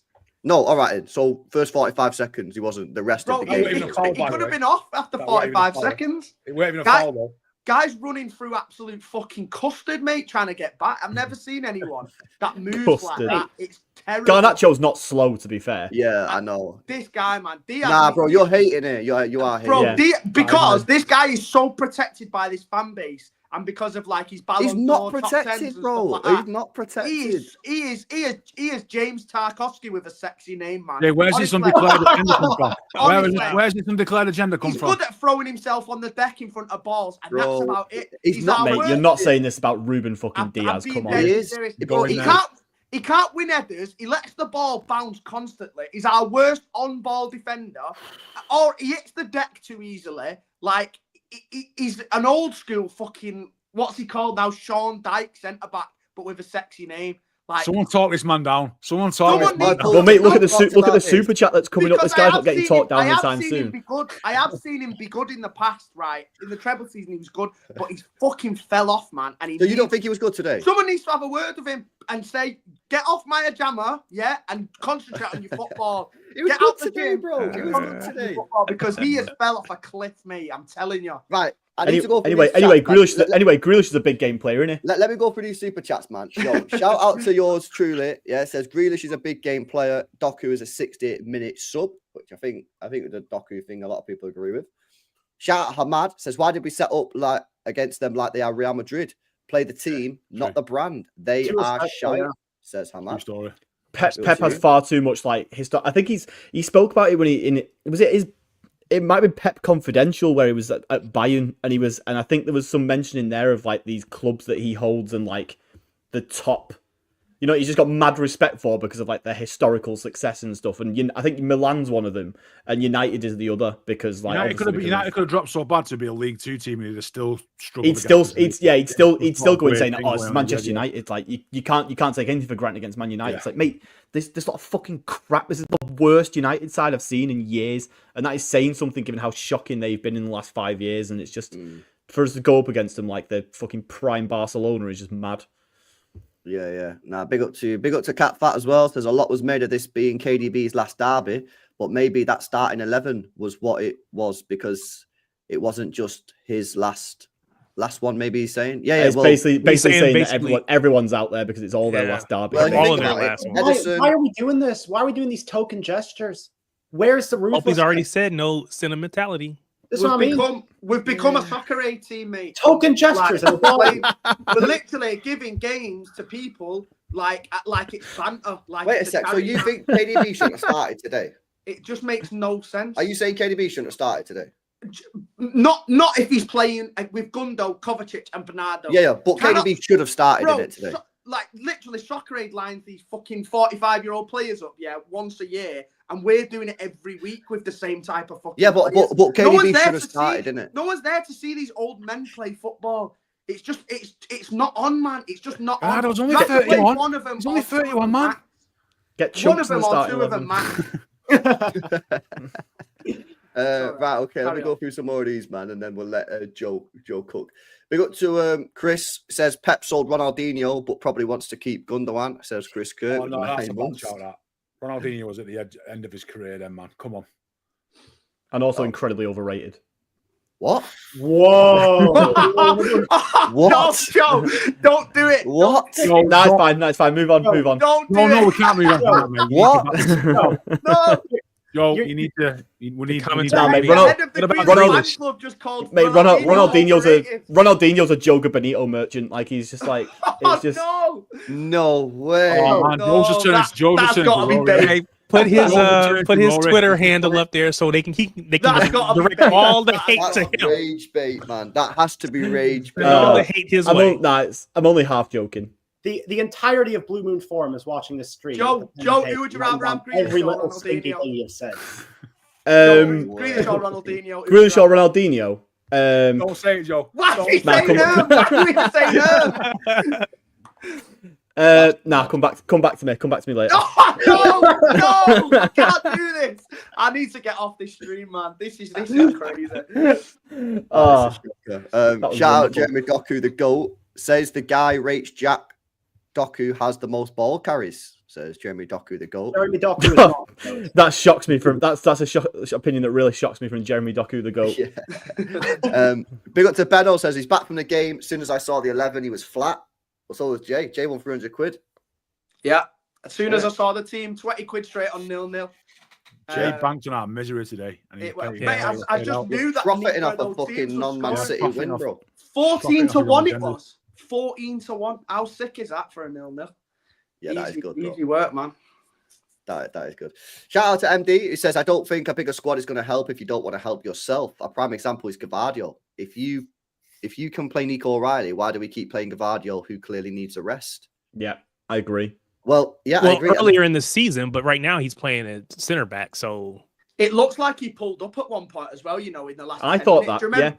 Do you remember when he won a header in the box and then he was wincing like he could barely get up to win it? So I'm worried watching Gvardiol, man. He needs a break, that guy. But I don't know when you're going to give it him with the games coming up. Because they're all. I find it mad that we've got this. I find it mad that we've got the that it as I said earlier, it kind of seems to be the choice is O'Reilly or Kusanov. Like it's not both, and I don't understand it. Maybe it's because they're both young, and he wants to have just one young guy in the back line. I don't know, but one in the PTSD when he had all the kids on at the end and they fucked a 3-0. Yeah, possibly. Judas in the chat, man. Why am I Judas? Well, Jake, if you were on the bench for the derby for United, then you have to come home and do this panel show. True. Yeah. Couple more to go. Big up MD. Big up to Jarvis. Says Hugo and Tiki are watching today's game, watching Uncles playing. Says Jarvis. Yeah, man. They got to get rid of him, bro. Big up to you, mate. Shout out to Dash. Says look at City's Premier League results against the Red Cartel in 2023, 24, and 24-25. 2 wins, 5 draws, 5 That's losses. shocking. That you know. Compare it That to is 20, fucking 21, shocking. 22, 23, 8 wins, 2 draws, 2 losses. Yeah, someone said this in the watch along, yeah, and like it is legit. Our record against the top 6 sides is absolutely awful. It's Has so been for bad. years. Has been for yeah. years. 2 years. Now. It's the trouble, Not yeah. even just this year. Last year it was so bad as well. It's All the really, draws against really, Liverpool really and bad. Spurs and people like that at home as well.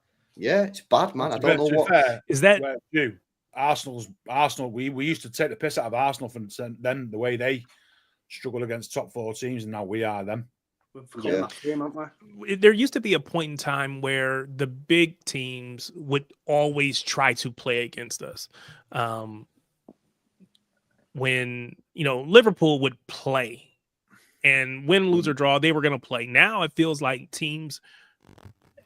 all teams would play against us. They're comfortable. Just what, we're gonna bunker in. We're gonna park the bus, if you want to say that phrase. And they're okay playing that way. Where it didn't used to be okay. It didn't seem like it was acceptable from their fans or whoever. It just wasn't okay to just bunker in, especially if you were at home. Now feels like teams are okay. Teams like do that. Arsenal. Teams do Arsenal, that Arsenal will just bunker against us. It's like what's relief? If they can't beat us, they don't want to lose against us, and they just then think it is just a straight shootout. Who can smash the most teams in the league apart from the top 4? That's what it's come down to now, right? Which is where Liverpool this year have been so much good because they've actually been decent against the other teams around them and actually just smash the other teams. That's why that's the difference. The problem is as well, like until even when that was the case, like we had KDB, we had like all these players, like we had Mahrez, we had that, all these players who could create stuff, so that even if you were just 11 men behind the ball against us, there's a chance that one of our players on the pitch could make something happen. But now, if we don't have Kevin De Bruyne on the pitch, and this is why I'm really, really, really, really, really concerned about what they're actually going to do to replace him, we don't have anyone who can do anything that breaks these teams down. Like I don't understand I don't get what our plan is against a back 10. When we don't have Kevin De Bruyne on the pitch, I don't know what it is, because it's not Doku, it's not Savio, it's not Foden. Clearly, it's like not this season anyway. It's not. Maybe next season if he sort of comes back to last season Foden, then we might sort of be able to rely on him for that a little bit more. But we're gonna have to make some serious creative signings in the summer that are going to actually change. You know what I think, Joe? Yeah, and this would need a full sort of change in system. I think we need proper fullbacks who actually can go down the wing and put a cross in. Because teams now, they're so well drilled defensively that it's so easy to play against us. And even when Gavardio or Nunes gets forward, and they get on the overlap, they ain't got Nunes does a little bit, but like they ain't got the mad crossing ability. Nunes has it a little bit, to be fair, I think what we need to do is go back and we need to go out in the market, in my opinion, and he's by a pair of fullbacks, left back and right back, who can overlap the wingers and give the winger another option. Because the winger at the moment is getting the ball and he's being marked by 2 players. And what used to happen, and I always go back to it, when Nasri used to pick up the ball on the left-hand side, you have 2 players in front of him, and then all of a sudden, Kolarov would overtake him. And then he could either feed in Kolarov, and Kolarov's got a cross, or then Nasri's got a 1v1 opportunity to take his man on. I think this system that we've been using, I think teams they've learned how to play against it. And but the problem is we have literally no fullbacks, so you probably have to buy 3 or 4 because we have none. We have no fullbacks. So that's the issue for me, man. Would that then say we should go get a Frimpong? I mean, I know he's more of a winger. He's a winger, but if we just want someone to overlap, put in crosses, and be okay defensively, go and get him. Go and get him and get another one. Go and get him in Cambiasso. Go and get him in Aina. Go and get Frimpong. It gives us an extra. Listen, I don't get this. He can't defend. Well, if he's shit at defending, don't play him in the big games then. Play him against the fucking shit teams. The guy who play left and right back now can't defend anyway. So what's he fucking? Our current lot can't defend. At least they can bring something going forward. Now we've just got ones who can't defend or attack. Go and get him, bro. Let me just read this super chat out and then we're done. No matter how many accolades you have or the best, what's that? The best in the world. Best in the world. Sometimes you fall. Boomer, LB. Bro. Why attacking me for, innit? You know what I mean? I'm not Grealish, bro. I love how you're calling these midfielders old men. Look at you. Man. No comment. All the best in the world. Sometimes you fall and need to find opportunity elsewhere. I love the guy, but eras end. Don't take it by self-sabotaging and not trying something new at our low point, says professional idiot. This is for me, bro. What I'm saying is if he's doing shit next year, I think there's a little bit more can't chuck him after legitimacy. one season. Yeah. Low One point. season, Not when even we that low all, point thing. every City fan accepts that this team is washed and we need new players, yeah? Yeah, exactly. If we spend another 300-400 million and then he's had 500-600 million quid in 2 transfer windows and we're still shit next year, I think there becomes a little bit more legitimacy to the call, in my opinion. Yeah? Yeah. But to say it now when the players are crap and we're watching Gundogan, Kovacic, Yeah. Bernardo, and all these guys don our midfield. He's You know what I mean? turning Like up to gunfights with a fucking water pistol every weekend. Exactly. Do you know what I mean? Like he's got Yeah. no chance in it. Give Still him a gun, mate. give him some proper weapons. Still a gun. Yeah. Joel, sorry, bro. You wanted to say something before, innit? What did you want to say? Oh yeah, mate. I was talking about just like the attitude about the players at the end of the game. Like I know that. Look, I'm well aware that like players are friends outside, and the sort of the days that Roy Keane yearns for, where everyone wants to scrap in the tunnel before and after the games, are like not the reality of football nowadays. But when we played against Arsenal this season, I felt like everyone hated each other. I felt like we actually wanted. Like, I felt like the teams didn't like each other. When it was Liverpool, I felt like the teams didn't like each other. And yeah, maybe Manchester United have not been like our direct, like competitive rival basically ever while Pep's been here. Like there's not really been like a neck and neck title race till the end of the United. They've finished second, but it's usually been like a comfortable second. So there's the sort of the do or die of those games has never really been there. But I'm just sick of how like Pep's done this. He's tried to remove the emotion from the derby, and it's yeah. And I think it comes down to, like you say, him sort of respecting United too much, but also just like I think just like with the lineups and stuff, it's just like it makes it, certainly today, it makes it a very it makes him a very that'd be good. It makes him a very you know. It just makes the games a bit of like a faces, isn't there? And hugging yeah. and shit on the pitch. It Everyone's does just, my head in a derby, Ronaldo was doing it. Ruben Diaz was doing it. Like smiling and joking with fucking Casemiro. Bruno Fucking Fernandes. Like, when fuck him Casemiro off, snapped, Yeah. when Casemiro snapped Foden early in the game, I can't remember. It wasn't the first half where he brought him down, but Bernardo's just like having a laugh with him, like over like as Foden's still on the floor. It's like, mate, what are you doing? Like he's just potentially injured. Joe, there was one moment where we won a free kick, and then Diaz just tripped Ugarte for no reason after the foul was called. And I was like, "Fuck yeah, more of that." And that's the thing. That's just modern football, though, isn't it, Joe? No, it's Derby. No, I agree. But I think the thing is, it's only modern. It's only modern football to a certain degree, though, because, like I say, we have seen it. We saw it with Arsenal this season. Like they fucking hate us, and I think we don't like them as a result of that. Yeah. And likewise, when it was Liverpool, even though like there was between Klopp and Pep, there was obviously a lot of respect, but there was not much respect between the players. Like they fucking hated each other, and it's just that United, and I don't care that they don't hate each other, but I just don't want to see them all on the pitch fucking hugging and like treating De Bruyne like it's his 100%. Testimonial after the game. And Diaz coming out and saying that they're fucking proud of a 0-0 against this United at Old Trafford. It's absolutely like the mentality of this team is in the fucking mud if they're happy with that. Like I cannot believe that they but it just showed that is why we're in a fucking like a real serious. And I think we might potentially not even do it, like a scrap for top 5, and that's what it's because they're coming away from that ground against that team this season, and they're happy with a 0-0.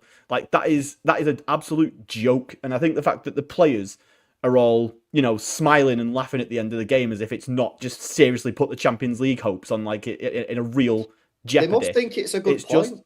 They must think it's a good point. I cannot understand how. Yeah. What's everyone saying about Diaz's social media post? What's he put? I ignore him, me. I don't. What post? Everyone's saying check Diaz's Twitter.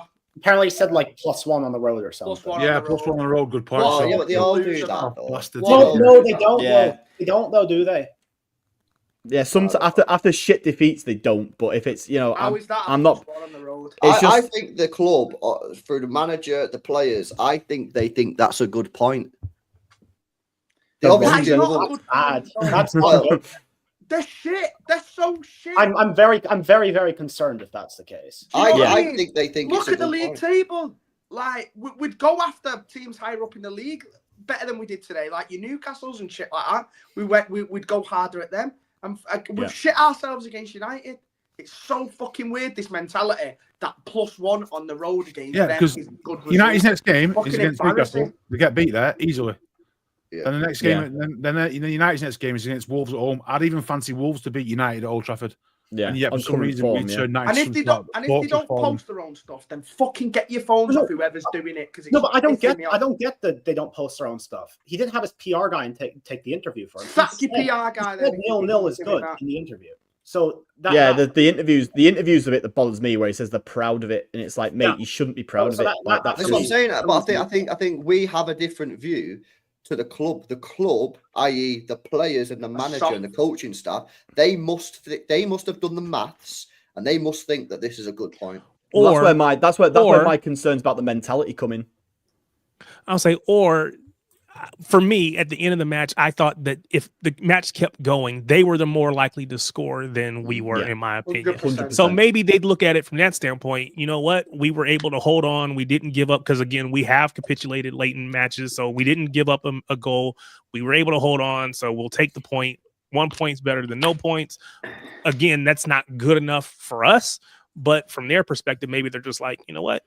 Hey, we didn't fold. Yeah, it puts massive pressure on these next two Prem games.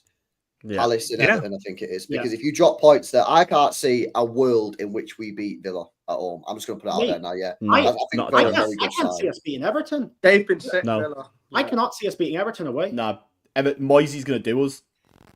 That's another 0-0, boys. They did Arsenal. They were very unlucky to lose to Liverpool. I mean... Yeah, mate. It's Palace next week, 12:30 kickoff, man. If we don't win that game, and Gay is suspended for that game. So if we don't, he is. If we don't run up the score, I'm going to be very disappointed. Yeah, we have to win against Palace. That's a tougher game than United, in my opinion. So I don't know why we come out and try to beat these today. Palace away is a tougher game than United. It's a better atmosphere at that ground. A team in better form than they are. But we've took this one as the draw today. I'd have rather draw them next week, man. No, Jacob, it's at home though. Oh, is it? Shit, my bad.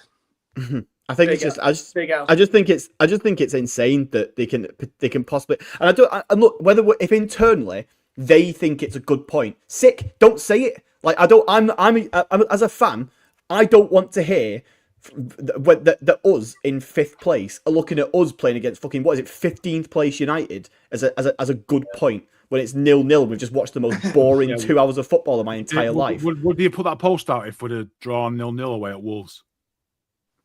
No, probably not. No. It would have been disappointing. Let's move on to the next one. It'd have been disappointing. We dropped 2 points today. They were really important. We're going to go on to the next one. That's kind of the team we're playing against. Yeah, that's the only reply you can have that has got any substance, because nobody else gives you shit about anything else. You're just ruining.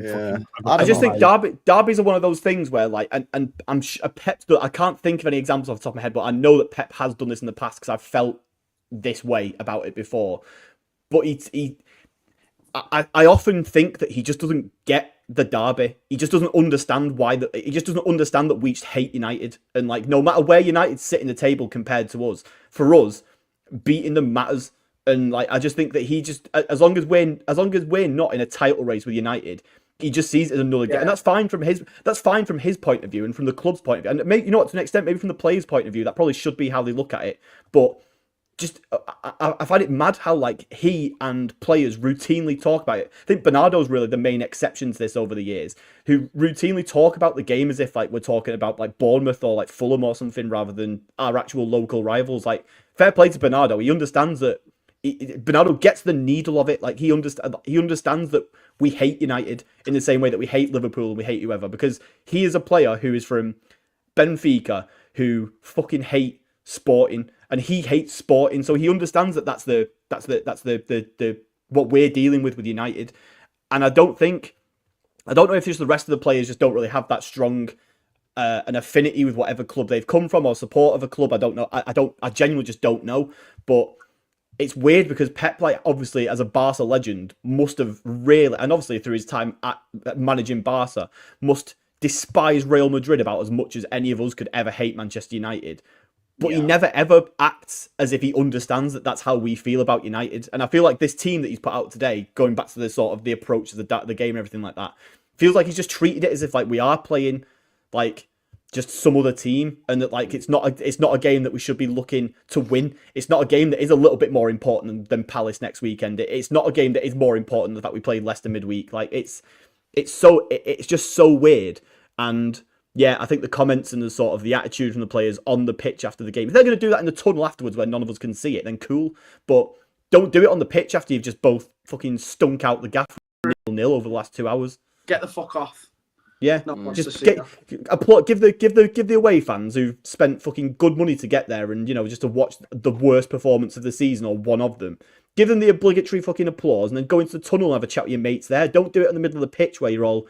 If I was a United fan, I'd be hating it. Like they're all treating De Bruyne like he's God, who's just retired. I mean, he is to me, but he shouldn't be to United players. Like it's so strange. You know what? I hate all this going to the away fans and clapping for 20 minutes into the games. It fucking annoys me. I appreciate a lot of fans go a long way, but no, if you've had a shit game, get down the fucking tunnel. Nah.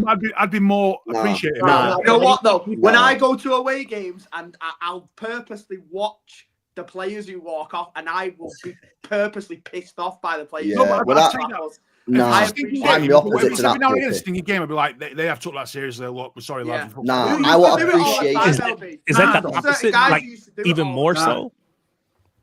I don't want it. I want some fucking passion. I want people to say, clapping the fans is an apology, pretty much. Yeah. No, I don't want it. Are you really that bothered by it? Someone coming what's clapping? Nah, thanks. It used to wind me up if they wanted. Well, it depends if you've gone Europe. Yeah, when they did it in Europe, that's different. That's different. But the Manchester derby, I'm fucking 0-0. All right, yeah, maybe that's down the street around the corner. Okay. Because I'll tell you what, right? Because if the away fans today were allowed to go out the ground at 90 minutes, they'd have all been fucking gone. There would have been no one there to clap to because it was shit. Yeah, but they should still go over to the people that are there. I'd appreciate it more. Be like, if gone straight on the tunnel, that was wank, and it was wank. What we're clapping for? 30 seconds. Just walk kind over of like, the away fan. Thank you, lads. Nice one. See you later. No, it's not worth it. It's not worth it's not worth the backlash if you don't do it. It does mean something to the fans. It does mean something to the fans. I reckon 95% of the fans in that crowd today would have wanted the players to come over. I know as a fan, when I've been to away games, it actually pisses me off when seeing players go down. That's fair, but I just think for me personally, I'm just sick of seeing it, man. I'm just sick. It's just like, yeah, we were shit. We're sorry. Fuck off. Yeah. I just want a bit. It doesn't change the performance. Man. I think like by occasionally, like this was shit. I'm off. For me, it's the appreciation of traveling. Yeah. I know. Obviously, today he was like, and an apology in some cases, isn't it? To say I remember when we went to Monaco, and we got knocked out, the only player that come over was John Stones. Every single player went straight down the tunnel. We went all the way to Monaco, spending absolute dough, got knocked out, embarrassing fashion, and the only guy that come over to the away end was John Stones. Everyone else straight down the tunnel, man. Yeah, in that game, I expect that, but in a fucking Manchester derby or a Premier League game like Wolves away or something, it's like, come on, I just think personally, it kind of it's just kind of like a gesture rather than actually being a meaningful thing. Well, it's a gesture, but I think it's done because you feel like you need to do it, and it's like going through the motion shit. I hate that. It's not a need to do it. Well, I think it should be. You feel like you've got to do it. 3,000 fans travel, spend their hard-earned money, and you can't just go over and give them a good thumbs up and a clap on that and say thanks. And it does mean something to them as well, 100%. And they know it does. If when you're at an away game, if you obviously like you say, we're all saying this as if today is like the biggest example of this. It's not, because it's on the other side of Manchester. But like if you were going to if it was Bournemouth or something, and every player just walked off at the end, no matter what the result, I'd be like, mate, my entire Sunday is gone because of this game, and you aren't even acknowledging the fact that I'm here. But do you go to the away game? I'd be fuming. Do you go? Would you want to go to away game just to make sure you get claps at the end for coming all that way? That's not what we're saying. What I'm saying, it doesn't really matter at the end of the day if if you walked out with 5 minutes to go and he was 5-0 up, and I mean. I just think personally it's a gesture that it's losing its touch for me. Yeah, but I think I understand it if there is a hypothetical world where like obviously everybody could have left at 90 minutes and say there were like 10 people left at the end of the game. I could understand players looking at that and going like, well, there's only 10 of them, so fuck that. But when you've got the situation, which is pretty much the case in 99% of the away games, where you're basically trapped in there until all the home fans have dispersed, Why would you not? Why would you not go and do it? Because a lot of the time you can't get out of the ground straight away either, so you just sat there. So it's a good time for the players to come over, show a bit of appreciation, then they go down in it. Yeah, cheers, boys. You spent a lot of money. Wow. Just want you to just look at that chat before we wrap up the show. Was that before we sold him? Was that before we sold him and signed Jeremy Doku instead? And now you've got fucking Ruben Diaz saying +1 on the road. We played good, but not our best. I mean? One of our captains, by the way.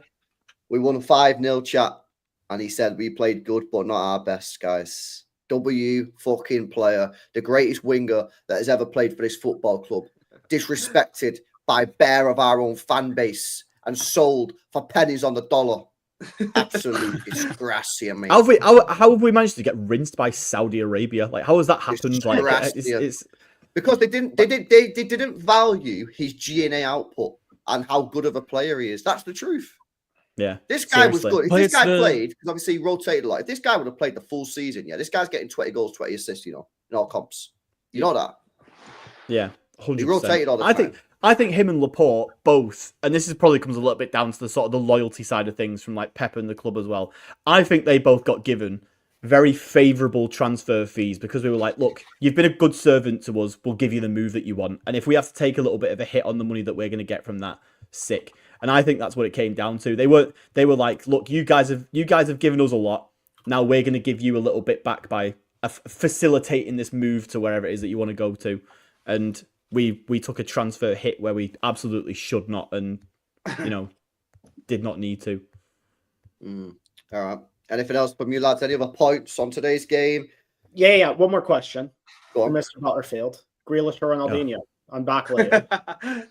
Yeah. Why is he I think Grealish would probably fit our system better. So I have to take Grealish. He's done it. L's in the chat.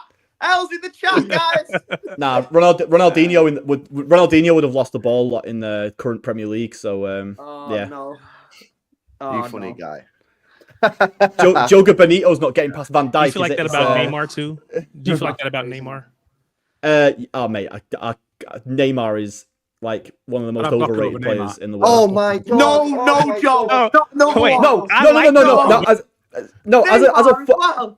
No, Neymar as a footballer is absolutely unbelievable, but Neymar's career after Barcelona is just so like he scrapes top 10 all time for me. Neymar. He's got more Brazil goals than Ronaldo and Pele and Poppy said he'd rather have Doku than Neymar. What? Oh, Grealish on Neymar, absolutely. I think Grealish on Grealish all day. Oh my god! No, that's a lie. That's a lie. That's a lie. Barca Neymar. I'm taking over 99% of players in the world, but you're taking PSG Neymar over 99% of the world. PSG Neymar plays. PSG Neymar takes over Grealish. Neymar plays fucking 10 games a year and just visits his sister every year. That's all he does. Bro. No, Joe, come on. No, well, no. I'd like to say that Liverpool are probably the worst team to ever win the Premier League this season.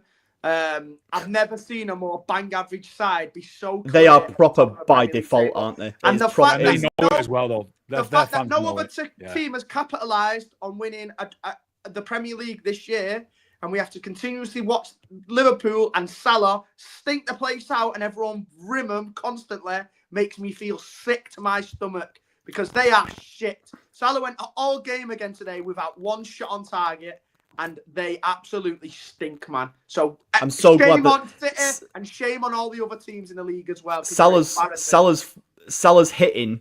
Salah's finally starting to slow down at the point where it looked like he was going to overtake Haaland as well. So I think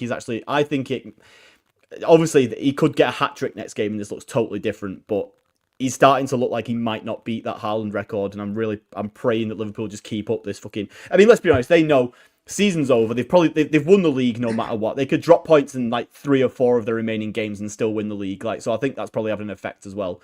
But they're just burnt out. They're a team that Slot has just done what we did last year and just squeezed every last drop he can out of that team. And then I think next season, especially with Trent going and probably one of, if not both of Salah and Van Dijk, they are going to have a They're going to have what we're having this year, next year, unless I they think do they're all serious leading, man. recruitment. I think when you get to April and they've not signed a new contract, I think that tells you all you need to know for me. Exactly. Salah's see in this Saudi April. already, man. His head's already there because he's crap. His Oh, head's there, and his hairline will be there in 2 years. Sanko, I'll tell you this, yeah. If we would have signed Bruno Guimaraes in the summer, we would have won the league. I agree because the standard of the top 3 and 4 this year is fucking. Look at Nottingham Forest, mate. Nottingham Forest are in 3rd in the Premier League, and they are average as well. We have It's the let points the Liverpool totals. team walk away with a league title. Yeah, the point totals are mad. We're still in the 50s. Yeah. So it's they've got Arsenal the are comfortable COVID second. title and this shit title this year. Like, they might as well both be null and void if you ask me. Arsenal are relatively, like, I mean, obviously Forest are 5 points behind, but I think they're relatively comfortable second with 62 points.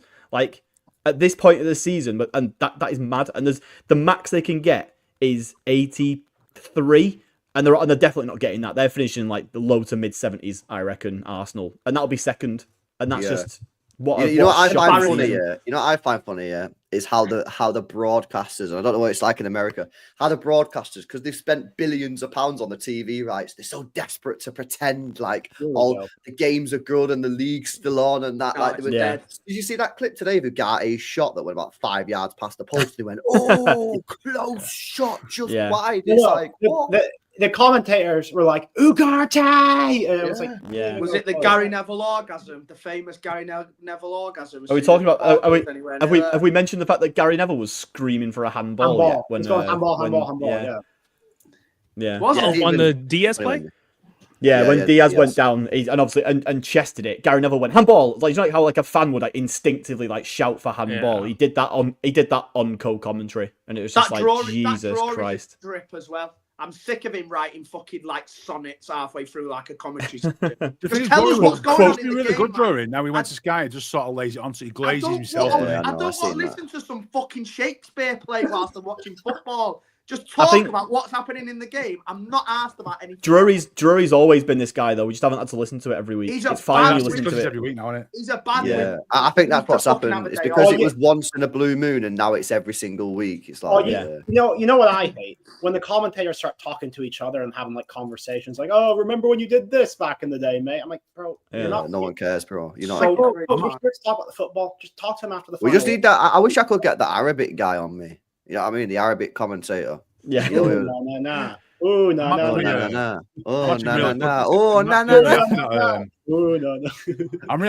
really happy that Sky's seems to be going in the mud with shows. Everything Sky's dropping off massively, man. It makes me happy because that they have just had a monopoly on football and just responsible for all the shit. It's going to carry on though. Like it's not. They're not going anywhere. No, they honestly. I think the less and less people that are subscribing to Sky now means that they're not going to be able to get these TV rights anymore. And when they're putting on shit like Baller League and all these dog shit shows that they've got rid of all the good stuff for, I'm so. You know what it is? I think they're confused about whether or not they should be providing like a mad tactical sort of show or get like the banter and the YouTubers on. And it's like trying to appeal to the younger generation. Yeah, but this younger generation haven't got a Sky Sports subscription between them. They haven't got a subscription between them. The senior people who aren't going to earn money and don't sit and watch YouTube all day and just watch ads for it. Eventually, that's going to come to a point where it's not going to be enough for Sky to pay the bills. So good for Sky. Fuck them. Fuck Sky. Everyone, get a Fire Stick. The well better. Yeah, absolutely. Radio stream. I'm going to get LB cancelled. Don't tell anyone I told you. All right. Big up to MD who says we need our L&R, what's that? Maybe, I don't know. Left and right. Left and right back, yeah, probably. Yeah, to run. That's why AK-45, Nico Gonzalez need to play to give some stability and recovery pace so fullbacks can run. Oh, yeah, fullbacks can run. Why? I don't. I've seen this a lot. Why are people wanting like Kus? Is it just because he's fast? They want Kusanov at right back. He's never done it in his life. Like, why do we think he can just drop in and just because they think he'll be better than what we have. He won't be great, but he'll be better than what we have. People want that Kyle Walker effect as a defender. Won't be able to run. He did all right against Madrid there, I thought. That's what he wanted for. Defensively. He did all right against Madrid, against Vinicius. Yeah, but he's not a right back, is he? Let's be honest. Yeah. The people that right back, he did all right. Basically what I do is replace Kyle Walker with that pace. That's all they want. That's all they really care about. They want to make sure that every time we come up against Real Madrid, whenever it is, that we can handle one player. Whereas rather than having the best right back we can, we just want someone who's fast. I hear it, man. I hear it. And big up to brother Teresa, who says we played KDB's testimonial at Old Trafford. Fair enough. Get out, man. All right, man. Yeah, big up to you guys, innit? Anything else, lads? I just want to say, there's no mad shit. Just that safe medicine was mint today. That's it was. Yeah. He doesn't usually get praise and shit like that, but that was a good save.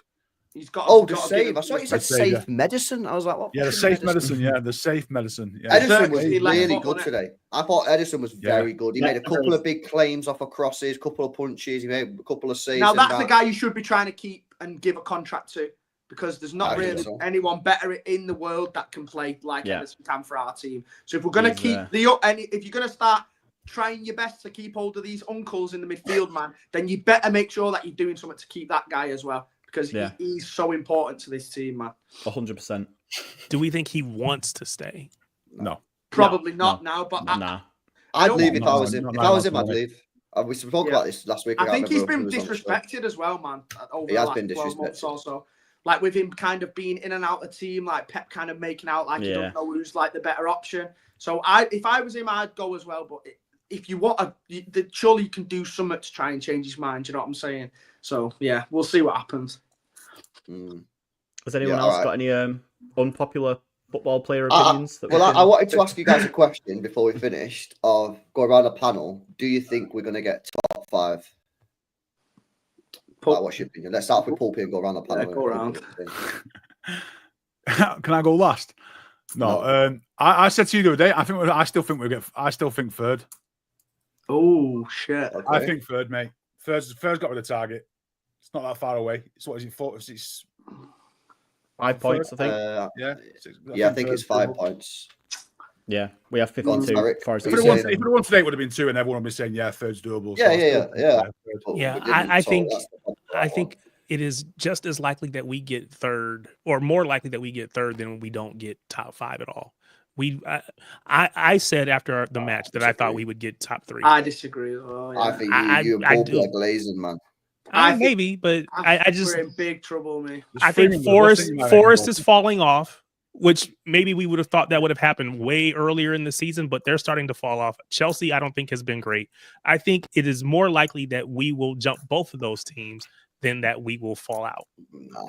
But with Forest have only lost. They've only lost one. They beat United. They've only lost one. Yeah, beat United, beat Ipswich, beat us. Yeah. I think Paul P and Tarek got the glazing machine. Saving the street, mate. I'm coming back to it with receipts. Yeah. Go on, Danny. With Gundogan receipts. I'm just going to have a little playlist of me saying, "Play this, mate." I'm having them. All right, Danny, go on. I think we will, but I don't think it's going to be like comfortable. I don't think we'll do it off our own merit. I think we'll draw or lose to both Villa and Everton, and we'll only make it because Chelsea's fixtures are pretty much impossible. Because they still have to play Newcastle away, they still have to play Everton, Liverpool. I mean, I don't know. I think we'll lose or draw at least 2 more times the rest of the season. But either way, then it was stinking our way to the fucking Champions League. Exactly. No, that's my point. Yeah. Okay. I don't think ever. They're talking to me anything like 16, 17, where people are like, "Whoa, what a great end to the season! Let's go again." No. People are going to love having to break this after the club broke. Okay, so 3 for 3, Jay. I think we're gonna get 5th, but that's gonna be at a push, and I think that might be done on the last day of the season. I'm scared. Everyone's writing off Forest and Chelsea, but they're matching and bettering our results most weeks. Do you know what I mean? Like they're still staying directly ahead of us. Newcastle have got an easy fixture tomorrow with 2 games in hand.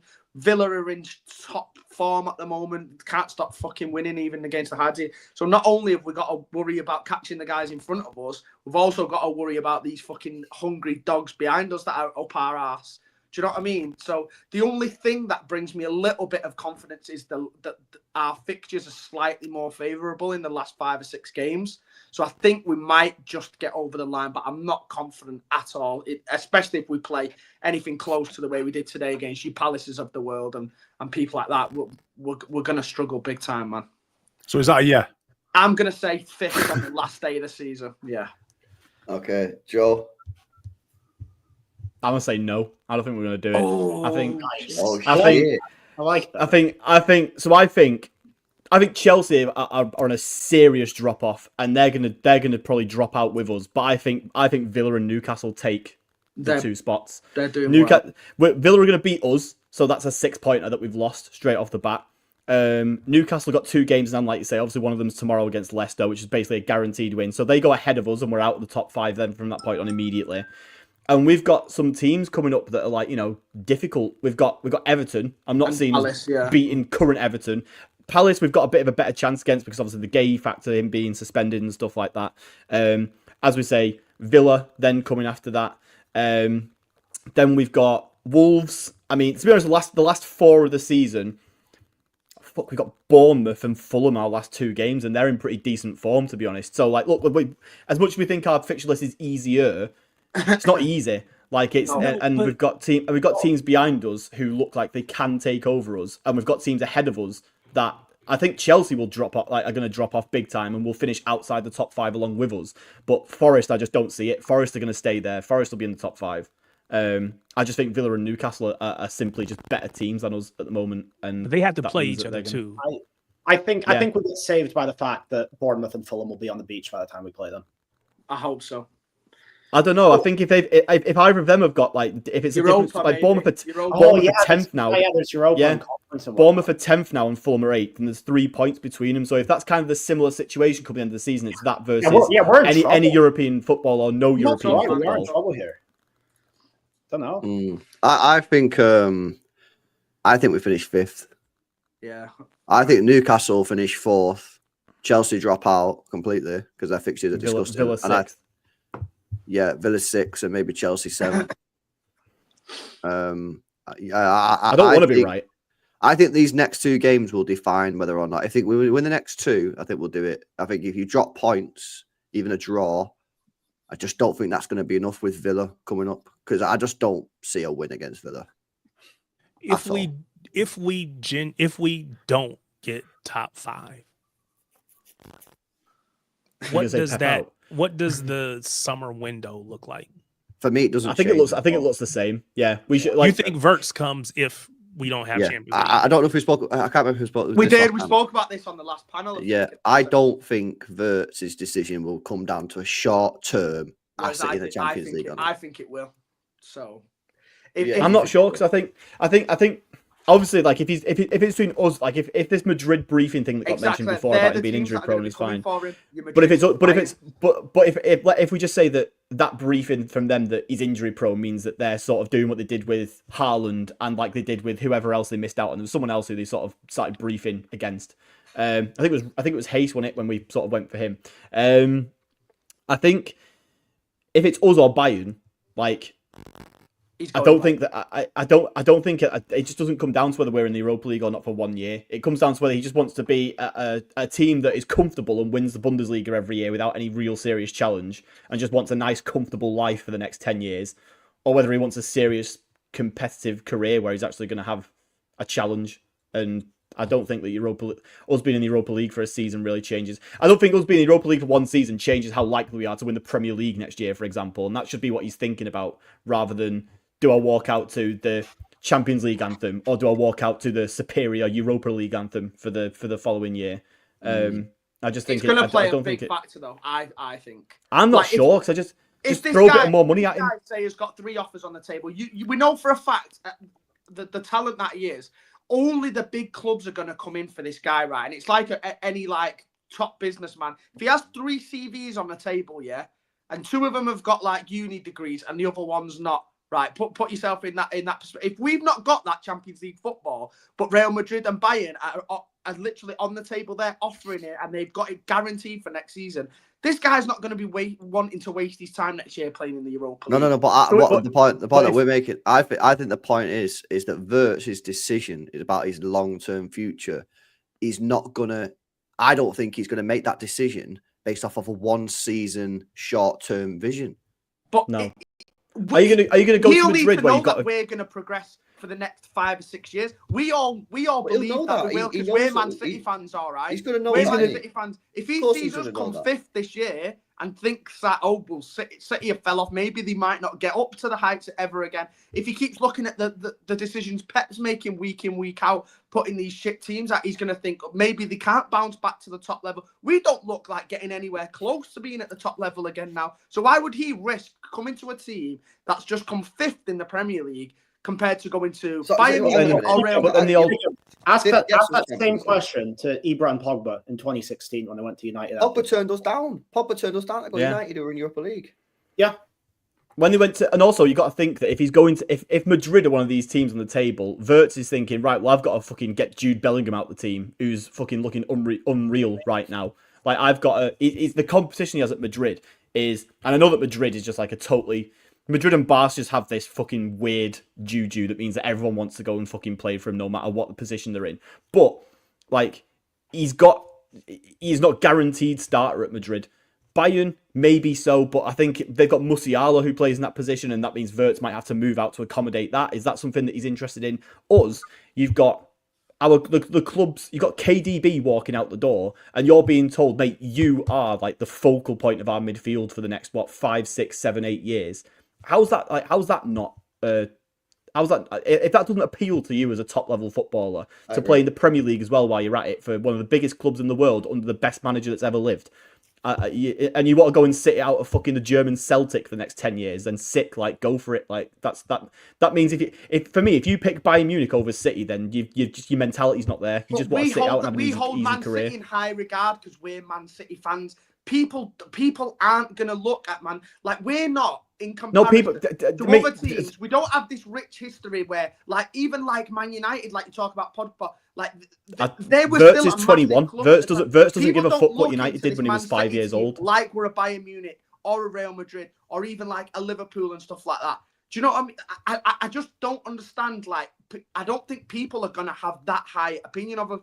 Maybe Pep, yeah, but even if you look at Pep now and the way he's behaving, there's people calling for him to be sacked already. Do you know what I mean? It will starting to look a little bit like a damaged, like sinking ship. Nah, I think it's a big risk for him to come here over those other teams. I think with Wirtz though, I think Wirtz is 20, 21. He's as far as he's concerned, City are the big team in England. Like City are not like the team that was shit 10 years ago. Or sorry, 15 years ago. City for most of his like conscious football watching life, like which is basically, once you get like 10, 11 onwards, you start to really understand and appreciate football. Like City have been the team in England, like for the last 14, 15 years, we've been up there, if not the most successful team in the league. In fact, we've been the most successful team over that period of time. Like, he doesn't care what United did in the 90s or the 2000s when he was like not born or 3 years old. Like he thinks that we are the biggest team over the last 6, 7, 8 years. We've had while Pep's been here, by far the most success, absolutely dominated the league with that manager who will be signing him, who has made the likes of Foden, De Bruyne, etc., like some of the best players in their position in the world at that point. Like, I know that we're not having a good season this year, but there is a lot there for a player like Wirtz to look at. And should be, if he's got that elite mentality, should be thinking, this is the place for me. Like, I want to play for Pep. I just think if you're going up against your Bayern Munich's, your Real Madrid's, to not have Champions League as a bargaining chip in that situation against the biggest club in the entire world, it doesn't help. Is suicide. It doesn't help, but I just don't think any player in their right mind is not going to pick a team, Manchester City, over Real Madrid and Bayern Munich if they don't have Champions League football. We all said that about Pogba, though. We all said that about Pogba, and he went to United. I think it's a different situation, but I think Wirtz. Why? I think it's already a club that he played for. He wasn't an academy player, right? Do you know what I mean? He was at the club and stuff. Where he unceremoniously left under a cloud. Like, it shouldn't have been somewhere that he had like a, you know what I mean? He wasn't. It didn't end well. It wasn't like an unfortunate thing when United where he just happened to leave. He chose to leave because he was like treated badly there. At that time, to be fair, Man United was they weren't this rotting club that completely dead off players at that time. They were still the most worldwide club in the world alongside Real Madrid at that time. But we're not completely obviously they fell off. We're not a rotten club. We're not what? We're not a rotting club, though. No, I agree. We're not a rotting club. I'm just saying, compared to your Real Madrids and Bayern Munich, for us to have a chance in that situation to get a player like Wirtz, who's the most sought-after midfielder in the world right now, for us to not have the bargaining chip of Champions League football is crazy to think that he'd pick us over them two. I don't think it matters. That's my opinion. I honestly, genuinely don't think it even matters. If it comes down to, if it is those three teams on the plate for him to choose from, and they're all offering similar money, there's only one team he's going to, and that ain't anywhere in Spain and England, mate. I think whatever he chooses will have been the choice that he would have made, whether we made Europa League or not. I don't think it's going to be. He's destined to go to Bayern, mate. There's a lot of German players don't get the respect that you would get if you play for a foreign team. You just don't. They just don't get it. And somebody like that who for Germany is, they'll have Musiala and Wirtz, arguably the best two German players that are going to be there for the next decade. Well, then what do we do if we don't get where Wirtz? He's guaranteed to be a fucking hero. Well, if we don't get Wirtz, we're I agree. I just don't think it comes down to it. In any fair race, he chooses City over. Even if we are in the Champions League or not, I think he chooses to go Bayern Munich every day. But we've told Kevin De Bruyne, "See you later, pal." So if we don't get Wirtz, then what do we do? Right, bringing Cherky. I think we're in trouble. I think we're in big trouble if we don't replace him with Wirtz, because I don't think there's anyone that's close to being as good as him out there that's available. I might full send this Cherky, Donny. No, send it. Yeah, he's great. Watch him yesterday. Watch him. Is he a winger or is he a 10? Both. Both. Because you need someone that's going to play through the middle. I don't want a bit of both though. I need someone who's like. I don't want to sign another French league winger. I'm not having it. I want someone who's. I know there's no one. That's what I mean. You want someone who's an out and out attacking. It's Wirtz or Sudakov, mate. It's going to be Sudakov, isn't it? Yeah. If you want an out and out attacking midfielder, you're getting Sudakov, and you will enjoy it. So it's going to be Sudakov. Football, man. From Shakhtar.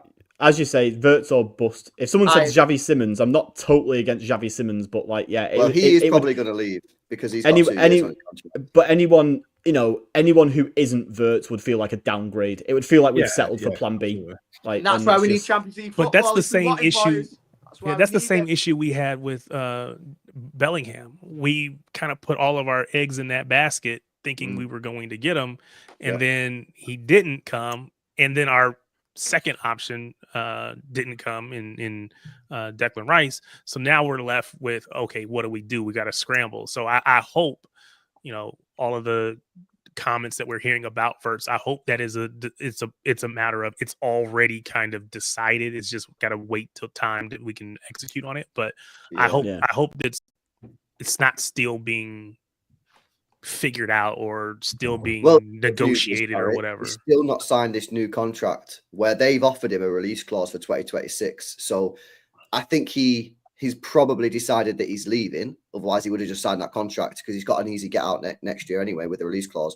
Yeah. Maybe he's just not fully decided where he wants to go yet. And it seems like it's between City and Bayern at the moment. Real Madrid seem like they're out the race. Yeah. But if we don't get him, I'd probably send Cherky and maybe get Simons, or get Baena and Cherky, or Baena and Simons. It's a scary thought, man, because I know. I can't see us. We're replacing. We're replacing the best player in our history. Do you know what I mean? And look at we're not replacing him, Jay. We're just moving on with somebody else. We never replace him. But look at the name. Just have to find other players that do similar stuff to him. But this is the most important signing in our history because of the guy that we've got to replace. It's got to be the very top of the fucking world guy to come in and play there. When we got rid of Aguero, irreplaceable. So we need the closest thing we can get to him. Do you know what I'm saying? Yeah, like when we lost Aguero, we tried to get Kane when Aguero went, and that didn't work. And instead we went for Haaland because we went for the best players in the world in that position. And they'll do that. We should be doing the exact same here. And if we fail to get him, then fucking hell. If we don't get Wirtz this summer, then we better, if we have to go for someone else the summer after. You're going to end up with Morgan Gibbs White. But this is what worries me. It took them a whole year to get Haaland. They didn't sign anyone that summer, and they waited. Yeah.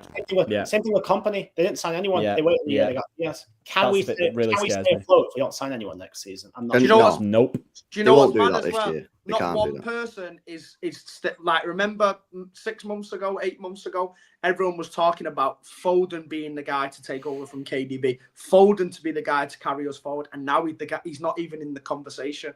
Like, look at how much has changed in the last 9 months because I think he should. I think he still should be. Like, we should still be thinking of him as that. Like, next season, he could come in and like replace those pure goal and assist numbers that De Bruyne did. But I think the problem is that Foden's never really. And again, there could be some fucking stats nerds that can, rebut this. But I think that he's just not got the creative output that we need a guy who comes in and just shits chance creation, and that's what we need. We just don't have anyone in the team right now who does that. Even Foden, I think when he's good, he gets a lot of assists just because of the positions that he gets into. But I don't think he's the guy who like you bring him on and he'll obviously again we're probably never gonna replace a thing that De Bruyne does. But he can just see a pass that absolutely nobody else on the football pitch can see, and it just creates a chance out of nothing. And we need to find a guy who can do as close to that as possible, whilst fuck knows who it is if it's not Wirtz. There's no point having Erling Haaland up front in a team where you don't have a creative midfielder because he doesn't do enough of the dirty of the other stuff for him to be any use to us. If we don't get a guy that can feed him, if we don't get a guy that can feed him, then we're in big trouble. You're not getting Pedri out of Barca. I'd get Palmer if you can't get Wirtz. Yeah. There's no another year without Champions League for Chelsea, and Palmer starts to think, what am I doing here? Real talk. If you can't get Wirtz, I'd go for Palmer. Get Palmer back? I reckon go chuck 120 down and they'll accept it. I don't think they're selling him, man. He's there fucking... He'll have a statue at Chelsea in 5 years. They fucking love him that much there. He's their Lord and Saviour, isn't he? No way. You can't get Wirtz, get Palmer. Why the hell are they signing all these wingers then? I have no idea. That's what they're doing. No one knows what Chelsea's transfer strategy is. They signed like 6 goalkeepers. They signed so many players that I don't think there's a single safe player at that club. I think he's the only one. He's the only one that's untouchable there. Oh, the fans are fucking all over his ass, man. Like, they love him. I don't think he's going anywhere, Palmer, unfortunately. But we should have never got rid of him in the first place, should we? So, nope. Yeah, correct. We'll leave it there. Big up to Thomas, who super chat said, only thing that may save us versus Villa is the PSG. Oh, yeah, they play PSG. Oh, they're doing that either side of our game. That might be all right then. Oh, no, it's not. It's either side of the Southampton game is in between. So we're playing Villa after their second leg then. I'll tell you what. So I'm looking at it right now. Aston Villa has PSG on Wednesday. Then they go. Oh, right. Okay. Then they go Southampton, PSG, Newcastle, us.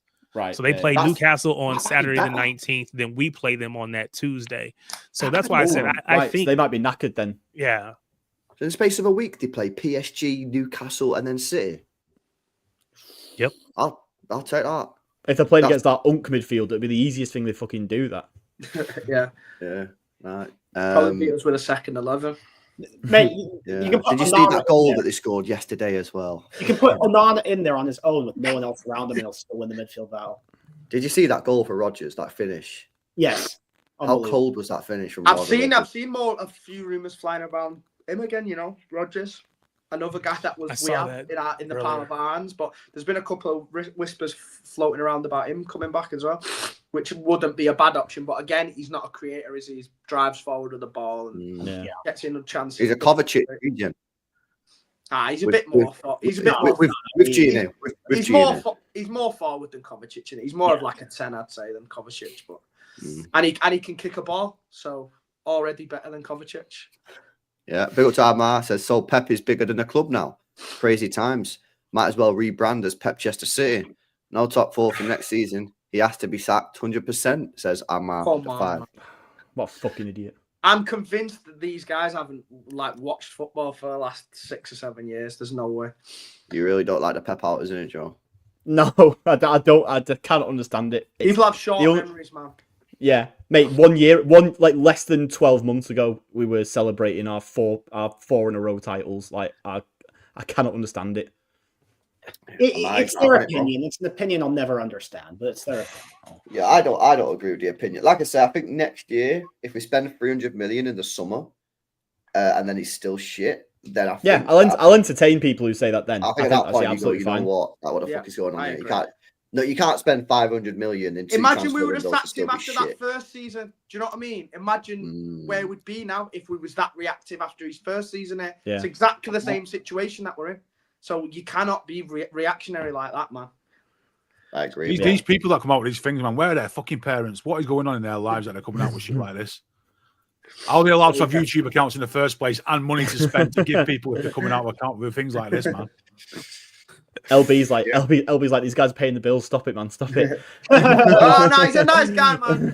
Yeah, man, bro. You know what I mean? Now, listen, I always say, man, I let people say what they want in it, but like at the same time, I just think next year, I think there'll be a lot more evidence to back up. Because personally, I just think next year we're going to be fine. I think next year we'll win the league because we'll spend bare dough and we'll win the league. But next year, if we spend 300 million and we're still shit next year, I don't think you can get away from the fact that especially shit next year. What would you say if you finish third next year? We have to be competing for a title going into it. If we're all right, so what if we are only 2 points off the title and finish third? Yeah, chilling. That's fine. Okay. We have to lose one title race eventually. We cannot be in a situation where we spend 500 million pounds in 2 transfer windows and not even compete for the title. Yeah. If we're 5th or 6th with 7 games to go, having spent £500 million in 2 transfer windows, and you've got Foden, Haaland, fucking Rodri's back, by the way, Diaz, Gvardiol, and you don't even compete for the title. I've spent 500 million. So what if we spend 500 million and we get Wirtz and all these sort of players that come in and we finish third? Do we compete for the title? But someone like Arsenal wins fucking 26 games and only loses 1 and runs away with the league and we nothing we can do. Nothing we can do about that. Then. Yeah. So if it's the case where we don't hit the heights that we want to, but we still get the players in, and you still we have to compete. We have to compete, and we've got to be competing in all trophies as well. Like we've got to compete, Pulpit. We can't be getting knocked out of the Champions League in the playoff round. We can't be not in a title race.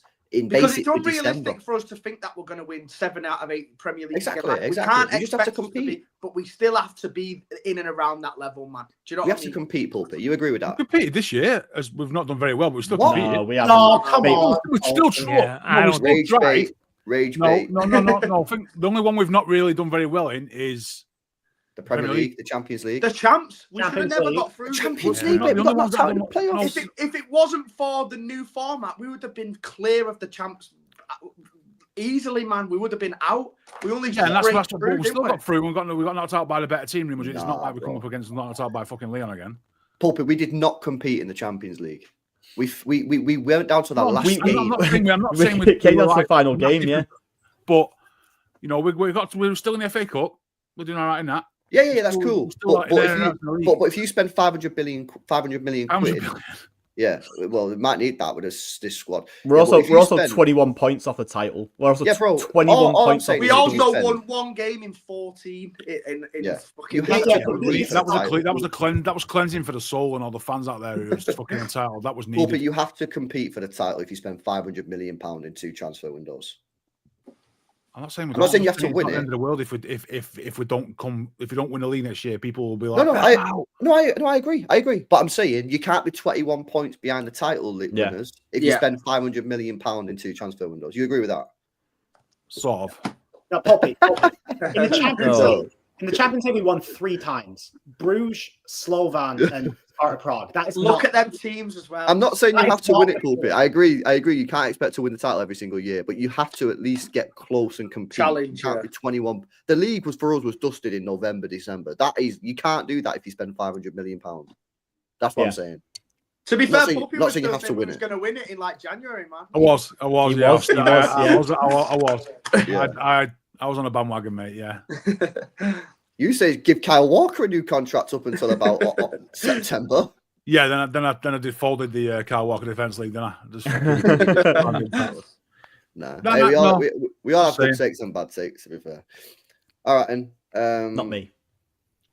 Not you. You made like maybe 3 of the worst takes I've ever heard just in this panel alone. Yeah, Joe's got me out some shit tonight. I'll give him that. Cheers, Joe. All right, and boys, shout out, man. There's one more super chat. Big up to Professional Idiot. Said it's not that he's having a bad season; it's how we are going down. we could say he tried everything, then fair dues, but there are youngsters that he could use and that he's not using. So what's the point? And I agree. I have frustration about how he's not used the youth. I agree with that. Now I think it is objectively a season where he has been, as a manager, as poor as some of our players have been. I like what you said before. ACL'd it as a manager, innit? Yeah. It's he's had like a man. His hands have been tied behind his back to some extent with injuries that he's had and stuff. But as like look at today, like how many games have we had like today where we've looked at that starting 11 and gone, you fucked it, and it's turned out that the game has just been as bad as we all expected it to be. Like he has had a year that, as we kind of alluded to before, I think if this was any other manager having this season who wasn't coming in with all the goodwill that Pep has going into this, I'd be probably well on the sacking bandwagon. But it's Pep in it, so I don't feel like that. So it's like your favorite TV series. You've watched all your life, 10 seasons of it, and of those 10 seasons, one of them episodes is absolutely shit, but you still watch it because Game of Thrones, man, all over. Yeah, Game of Thrones. There you go. City at Game of Thrones fell off. I still need to fell off for a little bit. Yeah, just happens. All right, then. Big up, man. Right, we're done. Buzzing.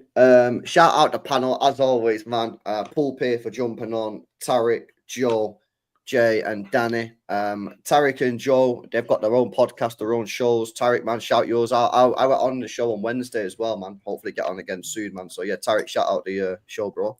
Yeah, Shades of Blue Network. Shades of Blue NW is the handle here on YouTube and pretty much everywhere as far as social media is concerned. So we would love to have anyone and everyone that wants to listen in to join us on shows and all that kind of stuff. Like you said, LB was there Thursday night for our lit stream every Thursday night. It's late for those of you in the UK, but every Thursday night at 8 Eastern time. So I think that's like 1 o'clock. Was it 1 o'clock your time, LB? We do a live show. We invite 3 guests, and LB was one of those guests last week. So if nothing else, go check that one out. So yeah, appreciate it. Big up for coming on, man, as always. Make sure you guys check it out, man. It was a good show. I went on for the first time on Thursday, man. It was good. It was a good vibe. So big up, man, for inviting me on that as well. Appreciate it. Joe, what podcast are you doing these days, bro? City Ramble. Doing daily podcasts Monday to Friday. If you still want to listen to me talk about anything football related after some of tonight's stuff, but it's not just me, so it's all right. Yeah, we just do daily stuff. I mean, we have a few. Obviously, when we have, it used to be like when we had games like coming thick and fast, like midweek all the time. It felt like you were just going like from game to review, and like now it's a bit. Now we get time to do a few other sort of more. A bit less serious things during the week as well, since now that we know that there is no title race to really talk about every single 2 or 3 days. But yeah, give that a listen. City Ramble. Yeah, man. Check them out on Spotify and that chat. Daily podcast, man. You know what I mean? Joe, Amos, a couple of other lads, man. Good lads to get on there as well, innit? All right, big up to Pulpit, Jay, and Danny, who just come on for the rants and the glazing. You know what I mean? No, for the glaze. I don't glaze players. Come on. Man. You do it from the academy, mate. You do. Yes, I do. Yeah. This is today. The age group was over 21, so. Yeah, Mukasa, man. Mukasa's scored a penalty. That goal he scored and the reaction of number 7. I don't know who it was. Number 7. It was just like, oh shit! That Mukasa goal. Yeah. Yesterday. Yeah. The foot drag twice in a row. Oh. That was naughty. He was number 7. He was number 7 in that game. He was just like with his hand like that. Dunbar McDonald. Yeah. Yeah. He's just like, what the fuck have I just seen? That was crazy. Get him in and around the first team next year, man. I'm here to see it. Yeah. I'm not ready for that. I'm not ready for another Oscar Bob glazing. Just come on. No, just let the guy get on with his career, man. Leave him alone, you weirdos. Crazy, bro. Can you imagine, how rattled Pulpy's going to be if one of them comes over and starts clapping the fans at the end of the game? Absolutely right. I just can't wait for Echeverri, man, and all these people who said he's shit and not good enough. I can't wait to get him in the team, man. Do you know what I'm saying? Yeah, like real Mario, get out of here, bro. Yeah, and big up to Subier Bray, made his second ever start for River Plate yesterday. Yeah, so big up to what? How did he play, mate? It was a development performance. Developmental performance. So, shit, yeah. You know them cold nights in Argentina. It was a developmental performance. It was a big away game. Yeah, tough place to play, and he stunk the place out. Is what you're trying to say? No. It's developmental. Place out. Developmental performance. He stink the place out. Hey, you know what? Speaking of development performance, here in the States, I don't know if you saw this, Danny, but MLS Next. It was a prime Petr save from Tarek. That I had to help you out, but they actually are. So up until now, it's always been based on you either did you win, you lost, whatever, right? So you get 3 points, you get 1, you get 0. I know where this is going. But here, what they've just recently introduced is that starting next year, it won't be just based on pitch performance, but they will also be rating academies based on other off pitch stuff. So I don't know if that's That's not where I expected it to go. What were you gonna say? I thought you were gonna say in the academies what they do is they do win-loss, and if it's a draw, they do a penalty shootout for an extra. Well, no, I wasn't gonna say that, but I just recently read this week, earlier, like maybe yesterday, day before, but they're actually trying to implement some new additional ways to judge or to rate academies beyond just the on-pitch wins and losses. And it's like, well, what's the point of playing the game if all you're going to say, well, they didn't win, but they played out of the back better than the other team or whatever it is. I don't know. It's just it feels kind of strange. Like City used to qualify for the UEFA Cup through the fair play rule back in the day. Is that what you're saying? Like, we used to get the least yellow cards in the league, so we used to get in the UEFA Cup preliminary. That was on mad time. Man. We and I can see it like at the younger ages, but this is like the 17s, 18s, 19s, whatever. So it's like, well, it just doesn't feel. I don't know. It's like you're making artificial ways to that's weird to boost one club over another club, even if they don't win. I respect the UEFA Cup, man. Ipswich have more than Arsenal. 1-0. Hey, some of the best times I ever had was watching us in the UEFA Cup, man.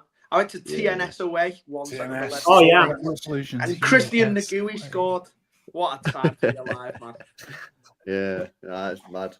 All right, and boys, big up, man. Big up. I do appreciate you guys joining. Hopefully you guys enjoyed the stream. If you did, make sure you guys smash the likes. Make sure you guys are subscribed to the channel as well if you're new. Martin's doing a space on Twitter. So if you want to get on that and be up till 4 o'clock in the morning, then go and get on that one, man. I'll be back tomorrow, hopefully at 11 a.m. with Nobbins. I've not spoke to him, so I don't know if it's on, but hopefully that'll be on at 11 a.m. So make sure you join us for that. And maybe I'll get Hugh on Monday nights. Usually do that, so I'll message Hugh. He was actually over for the game, so I don't know what he's going to be like tomorrow. But might get Hugh on. And man, make sure you guys smash a like. Make sure you guys subscribe to the channel. I will see you in the next one. Peace out, people. See you in a bit, guys.